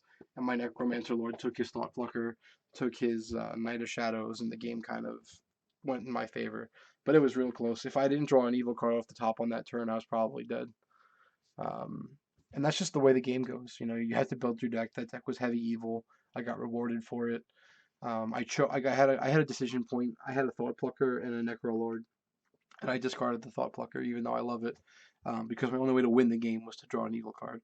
Even with Thought Plucker, if I discarded something like Wither, I would have to wait a full turn cycle to try to get the Necrolord online, and by then I would be out of the game. So it's stuff like that. Citadel Scholar. Citadel Scholar is a 0 cost, 0/1 from Uprising. Whenever you draw a card, it gets +1/+1. Um, it's actually very underrated. In the Sage Wild aggro decks, I think it's amazing. I think it should be played more. The problem with it is that it's a Sage Zero, and the Sage Zero competition is so insane. Every Sage Zero that they print, like they're just so good. They're so hard to decide over. Like you won't, you almost always want to play. Uh, you almost always want to play Muse. You pretty much always want to play Amnesia. Spike Trap's really good. We get Vanishing later. We get so many others, just amazing zeros. Frantic Diggings and Uprising. And like at first, I thought that card was amazing. Then I played with it and thought it was awful. Then I played with it some more and it got better. If you build with it in mind and play cards like Soul Hunter and Ancient Chant, Frantic Digging is just insane. And so, like, just finding room to play 3 Citadel Scholars is really hard. But if you can find that room, Citadel Scholar is amazing. Now, in Limited, I love the card. I play the card every time in Limited. It's been amazing for me. I value it really highly. I picked it as high as third in Cube Draft. I think Citadel Scholar is amazing in Limited. But in Constructed, it's very hard to justify the slots. Like I said, just the competition is so stiff. Um, Tom says he thinks Medusa is the best reward for going heavy evil. I think it's Necrolord. And he's right. I do think Necrolord's the best reward for going heavy evil. That said, Tom's point is more about the fact that Medusa establishes the board while controlling your opponents, whereas Necrolord kind of needs some help with that. Um, and so, like in the first 2 to 3 turns, or 1.5 to 2 turns, Tom's right. Medusa is a better card early because it controls the board for you and puts you ahead. And if you're following the premises of get ahead, stay ahead, etc., Medusa's better there. Necromancer Lord's a card that I find to be better at coming from behind with and breaking that parity I was talking about before. I often find it epic that you get behind in the game, no matter how good you are, no matter what deck you're playing, how well you are. At some point, the game goes against you, and you have to be able to turn it back in your favor to close out. And Mike Tyson famously said, "Everybody has a plan until they get punched in the face." And Necromancer Lord ends up being my plan whenever I get punched in the face, and so I often want to play it. It's just really, really, really, really good, and so I love Necromancer Lord. All the tricks you can play with Necromancer Lord, controlling Necrolord dominance in the mirrors. Like, it took James a little while to figure out the exact interaction of how to protect his Necrolords. He had 3, I had 2, and the first time he let me get all. I didn't know he had 3. I only thought he had 2. So I withered all of the Necrolords after using my Necrolord on something, and then I Corpse Takered back my Necrolord and took all of his Necrolords, right? And so what that does is it let me have Necrolord dominance, where I had 4 Necrolords, he had none. Then he played the sweeper, and then on his turn played the 5th Necrolord, which I didn't know was in his deck. And that let him have 5 Necrolords. So of course I had to play a sweeper. But the idea of just being able to put the game into a situation where if you don't have a sweeper right now, you lose. Necrolord does that better than many other cards from an empty board state. And that's why it's one of my favorites. I play a ton of Necrolord. It really is super valuable to me. Medusa is great too. I play Medusa in a lot of decks. This deck that I'm talking about here, the Ballroom Blitz deck, it's much more aggressive, and Medusa is better in a defensive deck. Not to say it can't be aggressive, but it's an ambush creature. It kills the creature. All these things are great, but Medusa really shines as a defensive creature where you kill, like if they're attacking you, you play it, you kill a different creature, and then you block the other creature, and you 2-for-1 them. That's amazing. That's the best case scenario for Medusa, and it happens a lot. Um, but yeah, every card has their own individual slot where they fall in the pecking order. Again, Necromancer Lord is great at hitting like doubles, right? Rephrase. Medusa hits doubles, and doubles are great. Necrolord hits home runs. And I when I want to play a loyalty card, I want it to be a home run. And again, not to say that I wouldn't play Medusa. I obviously have it in this deck here. I think it's amazing. I just don't have it in this deck because there's not enough space. If I really wanted to find it, I'd probably cut a Keeper of Secrets. I'd probably cut the Crystal Golem, and I'd probably cut a Frost Giant. And that would give me 2 Medusas and another 0 evil, probably a Corpse Taker. No Erase in the Ballroom Blitz. As I was getting into earlier, Erase is just pretty awful. Like, Frost Giant's just better. You think Necrolord is amazing. I agree with you, Tom. So Frost Giant, tapping down their whole team. So, um, in a situation where I do love Medusa as well. Again, it depends on what we're trying to do with the cards. In my control decks, I like Medusa more when I can support it, right? Like if you look here, the deck has Necrolord, but even the deck that I played at Gen Con only had 2 copies, and it's because you don't want an early Necrolord and loyalty is an issue, etc., etc. But I played all 3 Medusas. The card's amazing, and the deck I played at Worlds had 3 Medusas, but it also had 3 Necrolords. All cards are good in their situation. But anyway, back to Frost Giant. Frost Giant's a great card to play the turn after you army. Let's say you army, and by some miracle they don't die. They have ceasefire, whatever. They establish a board, make blockers. You could play Frost Giant, tap them down, get in there. Furthermore, Frost Giant can be played. Let's say turn 1, you start out with Dark Knight, Guilt Demon, etc. You get in, right? You pass with your gold up. They draw 2. You have to draw 2. You don't have a great hand. It happens, right? Okay. Now it's their turn. They play some blockers. Well, on our turn, we play Frost Giant, taps all their blockers. We can get in with all of our zeros again before we have to worry about what else could happen. It's one of the few cards that can reward you for playing your gold first, and do so in a way that can't be stopped by your opponent's effects. And so I like it a lot. I could cut 1 down to 2 because it's not a card you need all the time. It's a card that could come down. And like Thought Plucker's just there to steal games with Necrolord and Final Task. Thought Plucker really doesn't fit the deck plan in that it's not a blitz creature. It's not a creature that I mean, it has ambush, but it doesn't have a high impact of damage, right? But the idea is to just run them out of cards, then kill them with the damage. And there are plenty of situations, again, where I just want to Thought Plucker after their gold is down and force them to use it early on my turn so that I can do things like set up an Amnesia into army and kill them, stuff like that.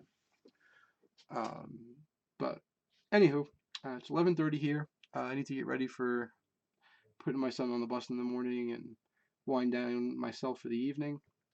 It was a pleasure streaming for everybody tonight. I'm probably going to shoot for Monday again next week, just to get back on. I'll have a couple of decks ready to go. Sage Wild for sure. If anyone has anything else that they want to talk about or that they're interested in seeing or hearing about, please message me. You can message me here. You can message me on Twitter. You can message me on Facebook. I'm pretty easy to get a hold of, and I look forward to doing some more streaming and representing Pluck You. As I said earlier, also as well, if anyone's interested in joining, we are accepting applications. We haven't created one yet, so if you just send me a message and tell me what you're interested in talking about, I will talk to you later. Yeah, Atlanta, I definitely can't wait to play on digital. All right, and good night, Tom, as well. Good night, sir. I will do my best to have a good one, and I will see you all tomorrow, or Monday, rather. Good night.